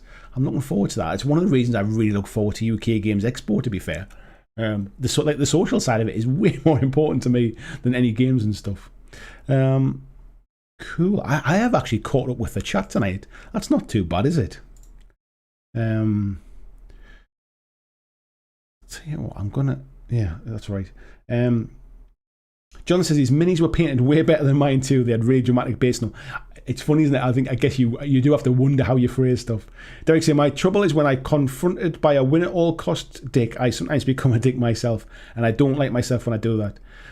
I'll be honest, mate. Maybe I've been really, really lucky. I have never really come across anybody that has been that kind of like win at all costs gamer. And as I said before during the stream, if you find yourself kind of getting wound up about it, like playing against somebody that is a complete idiot, I'd either just flag it to them, or I would just say, look, just, you know, I concede, you can have the game. I don't want to play you anymore. Like I would do that personally, because it's my time like that I'm putting into this. If I'm not having a good experience, I would just end the game and just say, look, I concede, mate. Like I'm not feeling the game, so I'll just quit and you can have the points. So I think sometimes you do have to kind of take a bit of ownership for it yourself as well. And like you say, if it definitely if it kind of like triggers you a little bit, if you're like sort of playing against people that are a little bit like that, yeah, I guess the best thing to do is either address it with them or walk away, really. Fast Panda saying, Infinity events are my favourite so far because the type of gamer. It does take a lot of cooperation, so for me they seem friendlier. I can imagine that, mate, actually. That like Infinity is a very much kind of like both of you are constantly playing the game. Like Kings of War, for example, is a game where I move everything, and then when it's your turn, you move everything. So it can potentially be a game that is a lot more kind of sort of like standoffish, if you like. However, I haven't found that when I've kind of played people in the game. I think people are generally, because the rules are relatively straightforward and there's not a lot of ambiguity in it, I think people are a bit more relaxed in the game, and they find that it's just like they're not like trying to like sort of rack their brains around it, and they're actually quite relaxed in the game. There are some games that are really rules intensive, and I think people don't want to talk. They just want to hang on. Like, look, I've got a million things going on here. I need to concentrate. And I think there are some games like that. I honestly, I think 40k can be like that a little bit until you really know the game inside out. But I think Infinity almost has a bit of both. The rules are quite intensive, but there's such a kind of like you say, there is a lot of cooperation about it. Like it's like, this is what I want to do. Can you see that? Like, you know, are you shouting for an ARO on this and things? I think there's definitely a bit of that.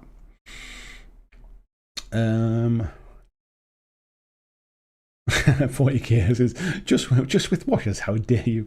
Yeah, it was definitely just the way it come across.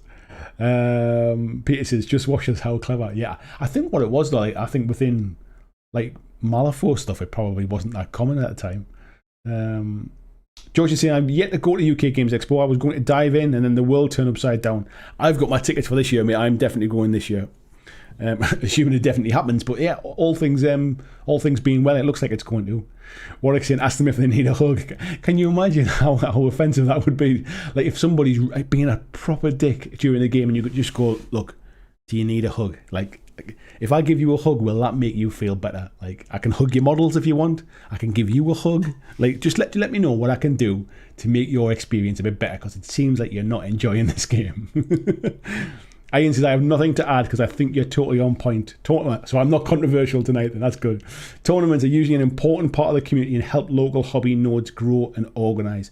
I think they are, but I honestly think there's almost something in the word tournament that just strikes fear into people, and they honestly think of them as in, this is like hand-to-hand combat here, like this is a must-win event, or this is a must-win tournament, I should say. By thinking about them, like, and reframing them in your own mind, I think you instantly take pressure off yourself. I used to feel like that, I'll be honest. It's why I didn't go for a long, long time. Don't offer to give them a hug, just ask if they need one. Marcus says, all 3 game stores here in town is kind of an anti-manga rules when in the store and gaming. I think a lot of communities are kind of self-policing a little bit, really. I mean, nobody wants to play against that guy. And I think the really, like, sort of frustrating ones tend to get weeded out. At some point, somebody pulls them to one side and says, stop being a dick, really. Peter says, with all this talk about super competitive games you encounter, always remember you can still have fun while being thrashed. Hard to beat list doesn't mean hard to enjoy player. I think there's a difference. I think, just to clarify and just to kind of on that, there's something about a super competitive player, which is just somebody that really wants to win and they know their rules inside out and they've practiced and they know the game really well. It doesn't make them a bad person. It doesn't make them a bad player. However, super competitive gaming can bring out the bad players. So I want to kind of separate those two things. Just because you're somebody that really likes competitive gaming doesn't mean you're a bad person. Some people are just bad people and they happen to like being competitive. Some people are bad people and they just play for fun and they actually like... So you can get it at both ends, really. Warwick said, I started a demon army for 40k, plan to use nothing but layers and layers of washers. Got about as far as one squad before I kind of stopped. Tiberius is saying, hand to hand, back to that cheat Danny LaRusso. I tell you what, folks, I'm going to have to have a drink of water here. My throat's so dry today. I have got half a cup of cold coffee now. Actually, how cold is it? Yeah. Cold black coffee. Not the best. Peterson, he's still got Dark Elder. Yeah, there's still Dark Elder to me as well, mate. Then when there's Drew Lark, army painted with inks over white primer. I think that's what I did, mate, to be fair. I think I primed them white and then just went over with... And I think I did it because I was painting to a deadline to go to a tournament, conversely. So, yeah, prime example. When I was saying before about how it kind of motivates you to paint an army, it can also motivate you to paint faster, to cut a few corners. Like the amount of people that like sit up till 2-3 o'clock in the morning of the night before the event because they've still got stuff left to paint. It always baffles me. But yeah, I mean, if you're booking a tournament for 6 months' time, you've got 6 months to work on an army, take your time and paint to whatever standard you want to paint to. But sometimes actually booting yourself in for an event that's maybe a month away, and it's like, right, I'm just going to get these done quick. I just want to get them finished. And it really motivates you to get them done. Excuse me.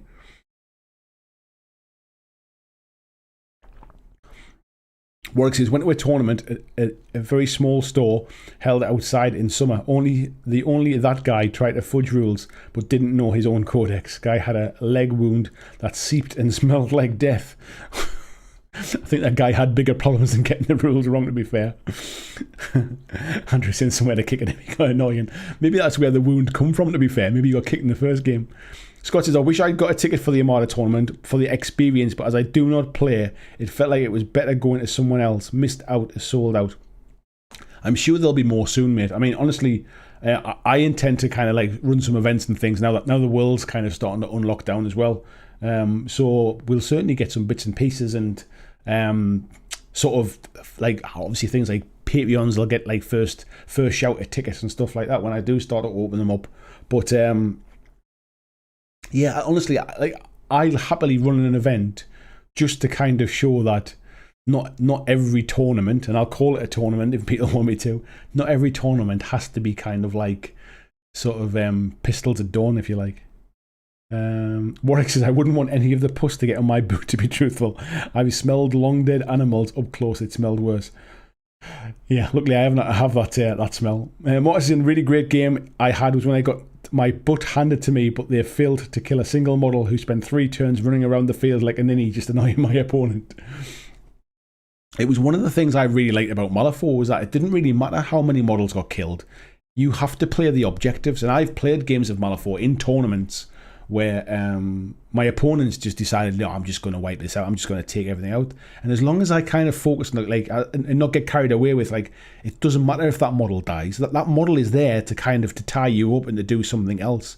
As long as I focus on the objectives and I just get the points, it doesn't matter how many models die. So it's quite interesting. Like you know, you don't always have to have the dice go your way to win events, win games rather. Tybreeze is saying washes over white primer is basically how watercolor painting works. It's a valid style, yeah, and it was quick as well for me at the time. It was before my times of like watching internet tutorials and all that kind of stuff, and I didn't have a lot of paints if I'm honest. So washes were a big part of how I painted stuff. Fast Panda saying, I admit I'm not a fan of playing unpainted armies. Don't get me wrong. I'll play great armies. I prefer fully painted. I think there's something visual about it, but I think it also depends. So tournament, prime example, if it's in the rules pack, it must be painted. Then that might be a reason why you say, right, I'm going to go to this tournament because I know for a fact I'm going to play all painted armies. If you play down your local store, that might not happen.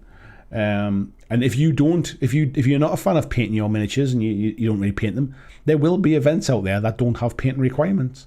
So I think it works both ways as well. At least you know what you're walking into.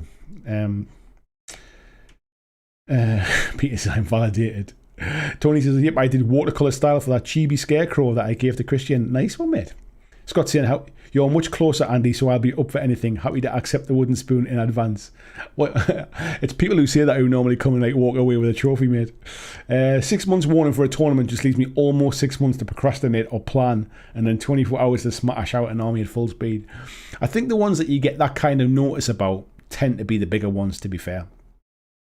But generally, if you give too much notice, people kind of hum and haw about like, oh, I think I'll wait, I'll see how I feel nearer the time, and that kind of thing. So I think it's quite dangerous. If you've got like a 10-person tournament, what you want to say is like, it's in 2 months' time, get your tickets before they sell out. But if it's a big event and it takes a lot of planning, you want to get the money in advance and that kind of stuff. Excuse me again. Oh, my throat is so dry. So, folks, that is really, I think we'll probably, we're still going to keep the stream going, but I think that kind of covers the main part of tournament chat tonight. If there's anything else you'd like to chat about for the last half hour, or last 20 minutes or so, I am more than happy to talk about anything, really. It's nice to have, like, I mean, it's nice when we do these topics, and there's a lot of conversation about them and that. But, yeah, last week's was maybe an exception. I probably shouldn't have even bothered last week's. But yeah, the less said about that, the better. So yeah, if there's anything you want to talk about, apart from last week's topic, yeah, shout it out, pop something in the chat, let me know. James is saying, night folks, he's getting his jab tomorrow, so getting an early night. Take care, mate. Peter says, good luck, James, and good night. Tony saying, good night, James. Hope the side effects aren't too bad. John saying there was an article in White Dwarf by that nut Nigel Stillman, how he painted his Bretonians with just inks and washes over a white undercoat. Looked good overall as an army. It's almost like, I guess it's almost like a forerunner to what we've got with contrast paints now, really. Contrast paints are not that hugely different from like painting with inks or washes. Scott Longworth says, I have only ever been to 2 tournaments. My first was a local X-Wing one, which I came dead last. My second was a Test of Honour tournament run by Kieran. I have never finished... Oh, actually, have I? I've been to Star Wars Destiny tournament, which is a card game. I've only played in 2. I won the first one, and I came second in the second one. Probably complete beginner's luck flukes. But when it comes to like sort of miniature gaming, I've never been. Oh, actually, I tell a lie. I went to an Age of Sigmar doubles tournament, and I think we finished 3rd. Did I? We might have finished 4th. I can't remember. I think we finished. Oh, I think we got Best Destruction Army. That's what it was. Yeah, I've never finished on a podium. I've never finished 1st, 2nd, or 3rd. I've always kind of been mid-table or towards the bottom. Jess says, I have an urge to go to an event, get kitted in Knights Club and shout, "Thou art mad." I challenge thee to deadly combats. I'd like to see you, mate. Let me know which one you're going to. That would be cool. Ed Handley says, right, Spider-Man done. I need to get a good night's kip. Thanks for the stream. See you all soon. Thank you very much, mate. Vijay said, apologies for my lack of chat. He's been painting. I no worries at all, mate. It's nice to see you in the chat, and I'm glad you're getting some hobby done. That's the point of these streams, really. Whilst it is nice to chat and get loads of feedback, because it's what drives my conversation as well, they're there to entertain people. They're there to have on in the background while you're painting. If it's motivating you to sort of like sit down for a couple of hours and get some hobby, so be it, mate. I'm always happy with that. Peter says, so on to the serious topic. You think there is any curry in those helmet ear pies? Any curry? They definitely look more like kind of like caramel donuts. I would like or like pretzel type things. Where I would definitely I'd definitely be eating them. And just for VJ there as well. There you go, mate. Just for you. Vast Panda saying, I'm now missing tournaments and events. I've missed it, mate, as well. Like I say, I like with like traveling with work and stuff like that was always a bit of a nightmare. Getting to a regular gaming group, events and tournaments was where I played most of my games, if I'm honest. And that's like that's why I don't treat them as competitive, really. Like for me, I'm sure other people do, but I just treat them as an opportunity to get out and have games and meet people and stuff. Tony said he's got his Mythos Warband finished and snapped a group shot. I'm looking forward to seeing that, mate. John saying, what I found is a quick loss can sometimes get you to the donut table first. Do you know what it is? It's actually not too bad. Sometimes I don't mind getting a cheeky loss in my first game because it gives me a bit of an easier game in my second one because I'm playing against somebody else that lost. And it means I can go in there. I like to actually have a little bit of a break between games. There's nothing worse than when you've got like a really tense game and it goes to the time and then you're rushing straight into your next one. I don't mind a cheeky loss now and again just to get a cup of coffee. Andrew says, do you know if War Cradle are doing any tournaments for Exodus and Mythos? I imagine there will be, mate. There's certainly the community does run them. I guess at the minute it's probably more to do with like just getting started and back up and running again after kind of all the COVID stuff. I'd love to go to a Wild West Exodus tournament, mate, or a Mythos one or something like that. So yeah, I'll be keeping my eyes out for them as well. Ghost Witnesses finish off some Night Haunt today. He's been in build mode for weeks. Need to take a leap and try painting for the first time. You will absolutely nail it, mate. Do not stress about it. When it comes to painting, right? Just take your time, just kind of put the colours in the right places, and just don't worry about it. If the absolute worst happens, you just strip it and paint it again. It's like there's no painting police going to come around and tell you off. Just it's all practice. It's like anything. You'll get better over time. You might hate the first mini you do. You might love the first mini you do. But in a year's time, when you look back on it, you'll think, oh my God, like, did I really paint that? Just take it in your stride. Each one you paint will always get a little bit better. So yeah, don't worry about it. Dave Mackay says, catch you all later, time for some sleep. Nice one. Fiji said he's going to show them off when they're done. Scott says, does anyone play or played Carnival? I would love to give it a go, mate. I love that kind of Venetian theme, but I have never played it and I don't know anybody that plays it. I've always wanted to play it purely just to have like one of those Venice boards, to be honest. Peter says, I know it's early days and a lot of work for you, but what's the current thought regarding the next weekender? So, mate, I have started giving it some thought. The thing that makes it difficult for me is deciding on location. Because one train of thought is I have it somewhere central within the UK, so that makes it easier for the vast majority of people to travel to. But the downside of that is it means that I'm organising it at a place that I don't have access to kind of like check on stuff, to set things up in advance, to kind of like get people to help me like locally, like my wife and things like that. So that makes it difficult. The other train of thought is I organise something in Newcastle or nearby. And I can do a really good job of it. I can kind of scout it out, make sure there's a place where people can stay, and I've got access to the event, and I can kind of like get a lot of it set up in advance and transport things like tables and terrain and all that kind of stuff. The downside is being less central will mean people will have to travel, and some people are going to be quite far down south, but then I guess it benefits the people who are up in Scotland. So I have to kind of decide on a location, I think, first. But yeah, it's the planning stage is in the works, mate. Timing wise, I don't really want to jump the gun too far. I want to kind of make sure that we see how this stuff goes in June about unlocking and stuff. And I think once the June date gets passed and we're starting to get back to normal, I'll probably start to push and look at doing something in the future. But I'd like to do something this year. I'll be honest, I'd like to do something this year. Where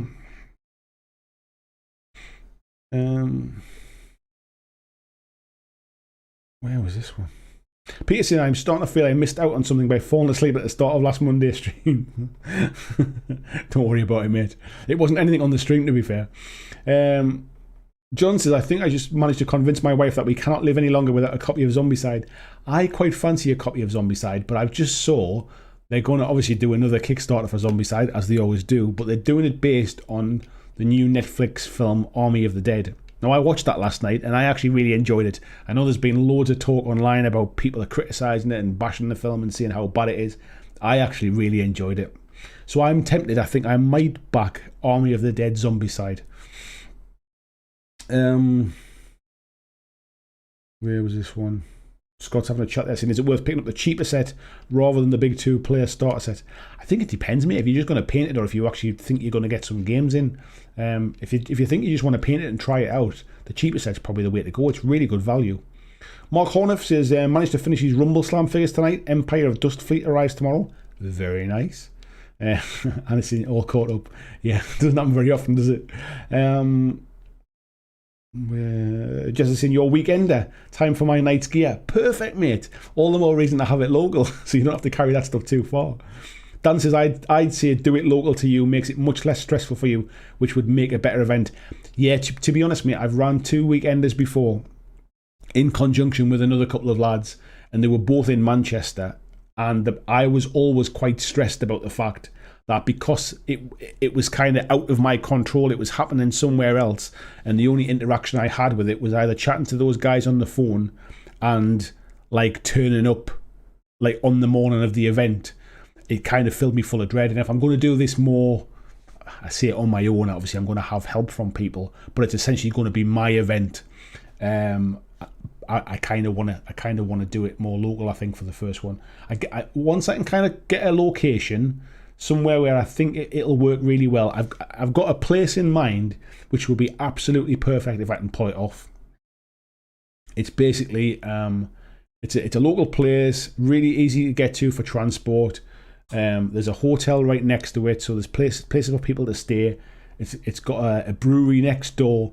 It would be like there's food places right outside it. It will be perfect if I can get it organised. So yeah, that's kind of what I'm looking at the minute. But yeah, I'll have to kind of put the feelers out once I can come up with a provisional date. Put the feelers out and see how people feel. Peter says, I think you need to make it easy for yourself. Yeah, I think certainly for this first one, mate, definitely. Jamie saying, hope everyone's having a good day. Evening, promised myself that when I Nurgle plague was over, I'd start playing tournaments again. All the more reason to get into it, mate. George is, sorry, talking to Scott. George Ghost Winter says, excellent movie, Army of Dead. It was something different, wasn't too serious, just had a really nice character roster. Loved it. I really enjoyed it, mate. I've intentionally avoided any reviews or anything of it, but I saw loads of stuff on Twitter over the weekend and stuff, people slagging it off, saying how bad it was, about how awful a director Zack Snyder is, and all those kind of things. And I couldn't not see them once I'd seen them. But me and my wife sat down to watch it last night, had our dinner, put the film on. You know what it is? it's like 2.5 hours long, which is quite long for a movie, but I didn't find it slow. I found the characters interesting. There was a couple of plot points where I thought, well, that was a bit weird, but it didn't like take me out the film. It didn't spoil it. Like, it was beautiful to see. Like, the cinematography was fantastic. I'm a big fan of going to Vegas. It's like my favorite holiday destination in the world. So like, it was quite nice to see that in the movie as well. And it was a zombie popcorn film. I kind of turned my brain off, just relaxed and kind of and watched the guns and the explosions, and I enjoyed the film. I'll watch it again. I thought it was really good fun. Scott's saying Goblin Gaming actually sell the cheapest set of Carnival for 28 quid. Is that all it is, mate? Wow. Peterson, yeah, Army of the Dead was cool. I'm guessing you mean the video response from somewhere else was the controversy. Yeah, mate, it was kind of like comments in the chat and in the like people's comments on the video afterwards and stuff. Just as a very brief aside, I think doing a clips video which is based upon something that I didn't reference in the clips video kind of gave people the wrong impression. That was all. Tizzy Braintree, I saw Army of the Dead this past Friday, and yeah, I enjoyed it too. I'm glad other people enjoyed it. I was starting to think it was just me. Jess is saying, oh, Andy, if you fancy the Castle Keep, they can be hired. And I have a few friends that work there, pub across the road. To be honest, mate, do you know what it is? I think cost's going to be one of the things. Where we had it before, we had it at Element Games last time, and one of the benefits was one of the guys who I was running it with worked at Element Games. He kind of, and he'd run events there before, so he kind of knew exactly what to put in place, which really helped. Because he worked there, he was there every day, and he could kind of like reach out to people to kind of to help. He had a little bit more pulling power because he wasn't doing it as a YouTube channel. He was doing it as a guy who basically like worked for Element Games and like, any chance you can help me out with this event I'm running kind of thing. So there was that, and it managed to keep the cost relatively low. I'd like to run it at somewhere nice, like a nice place, so that it's a nice kind of comfortable experience. I see these like American events in fancy hotels and stuff, and I'd love to do something like that. That's out of the question, by the way. There's no way I'll be able to get the price low enough for that in the UK. But that's the kind of feel I would like to have. So exactly like we used to have in the Weekender before, but just like just somewhere else, somewhere more local. Where are we either? George is saying Carnival is one of the games he's looking forward to playing again. Ghost Winters is saying equally more than up for Newcastle. Yeah, me as well, to be fair, mate. Scott saying, Andy, I'll pick it up when we get a game in. If you pick it up, mate, I'll play anything, you know me. John saying there's no internet or cable television where we're going. What? Where are you going? 1975? Derek says local is good for organising. I organise an event that's 5-minute walk from my house and 5 minutes from my local. Yeah, I think certainly for the first one, like I say, doing it on my own, we organised it for like, I think it was about 80 people, the one we did last time, which is quite a lot of people to organise, like far away, if you like. And it was a 3-day event as well.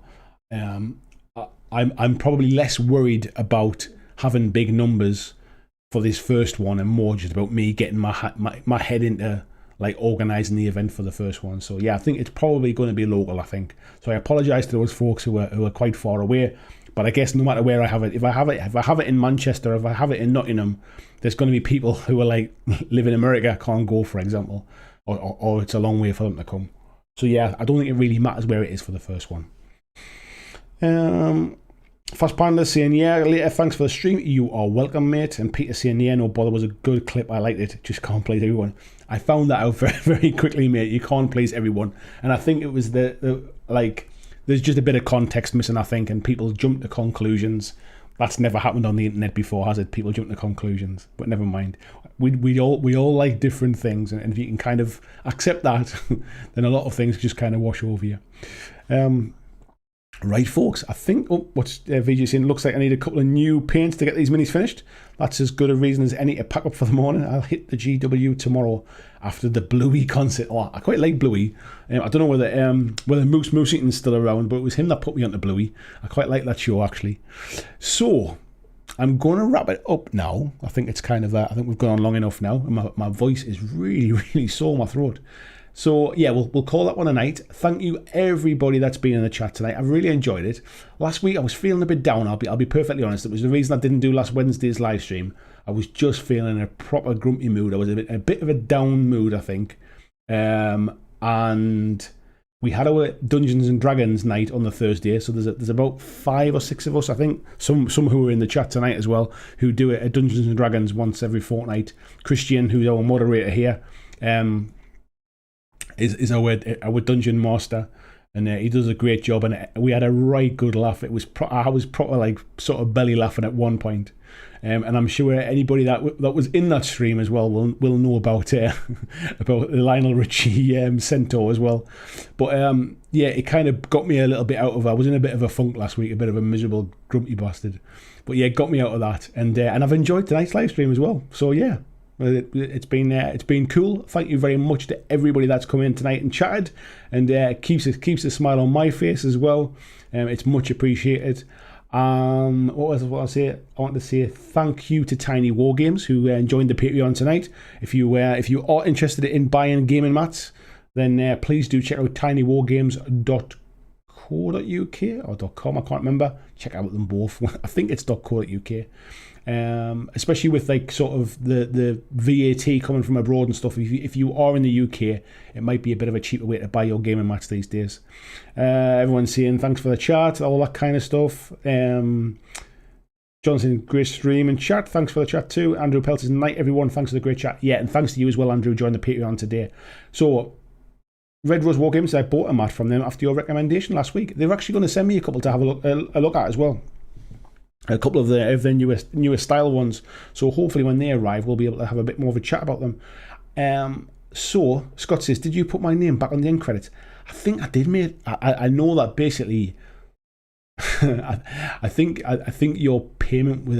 This wasn't your fault. This is what Patreon does. I think your payment was cancelled, or it basically never went through. And by about like, I normally leave it for a few days. And then I thought, he mustn't want to do it anymore. But I'm always too embarrassed to nudge people and go, by the way, your payment didn't go this month, because it feels awful. So I think it's back on. We'll find out now, mate. Right, we'll find out now. If it's not back on, it'll be back on for Wednesday. So take care, folks. Thank you again. If you would like to support me through Patreon, that's the best way to help me out. Basically, YouTube take far too much money when you're doing other stuff. So Patreon is the way to help me support this channel and keep it being my full-time gig, and keep me covering all the different topics and all the different games that tend not to get the airtime and certainly wouldn't make me any money if I was trying to advertise on the back of them. So thank you very much, folks. I will see you on Wednesday's stream. Thanks for watching my video. I hope that you really enjoyed it. And if you did, why not consider clicking on the suggested video below to see more of the work that I've done. If you'd like to support the long-term sustainability of this channel, why not consider checking out my Patreon, where you can pledge and support from as little as $2 a month. And there is lots of different tiers and bonuses, which will give you access to a private Discord server. It will give you free t-shirts, free mugs. Hey, Scott. Yes, you're back in, mate. I just thought I'd tell you. Thanks, folks. Bye. Thanks for watching my video. I hope that you really enjoyed it. And if you did, why not consider clicking on the suggested video below to see more of the work that I've done. If you'd like to support the long-term sustainability of this channel, why not consider checking out my Patreon, where you can pledge and support from as little as $2 a month. And there is lots of different tiers and bonuses, which will give you access to a private Discord server. It will give you free t-shirts, free mugs, a podcast every month, and a number of other things, including getting your name at the end of every video, like these awesome folks who already support me now.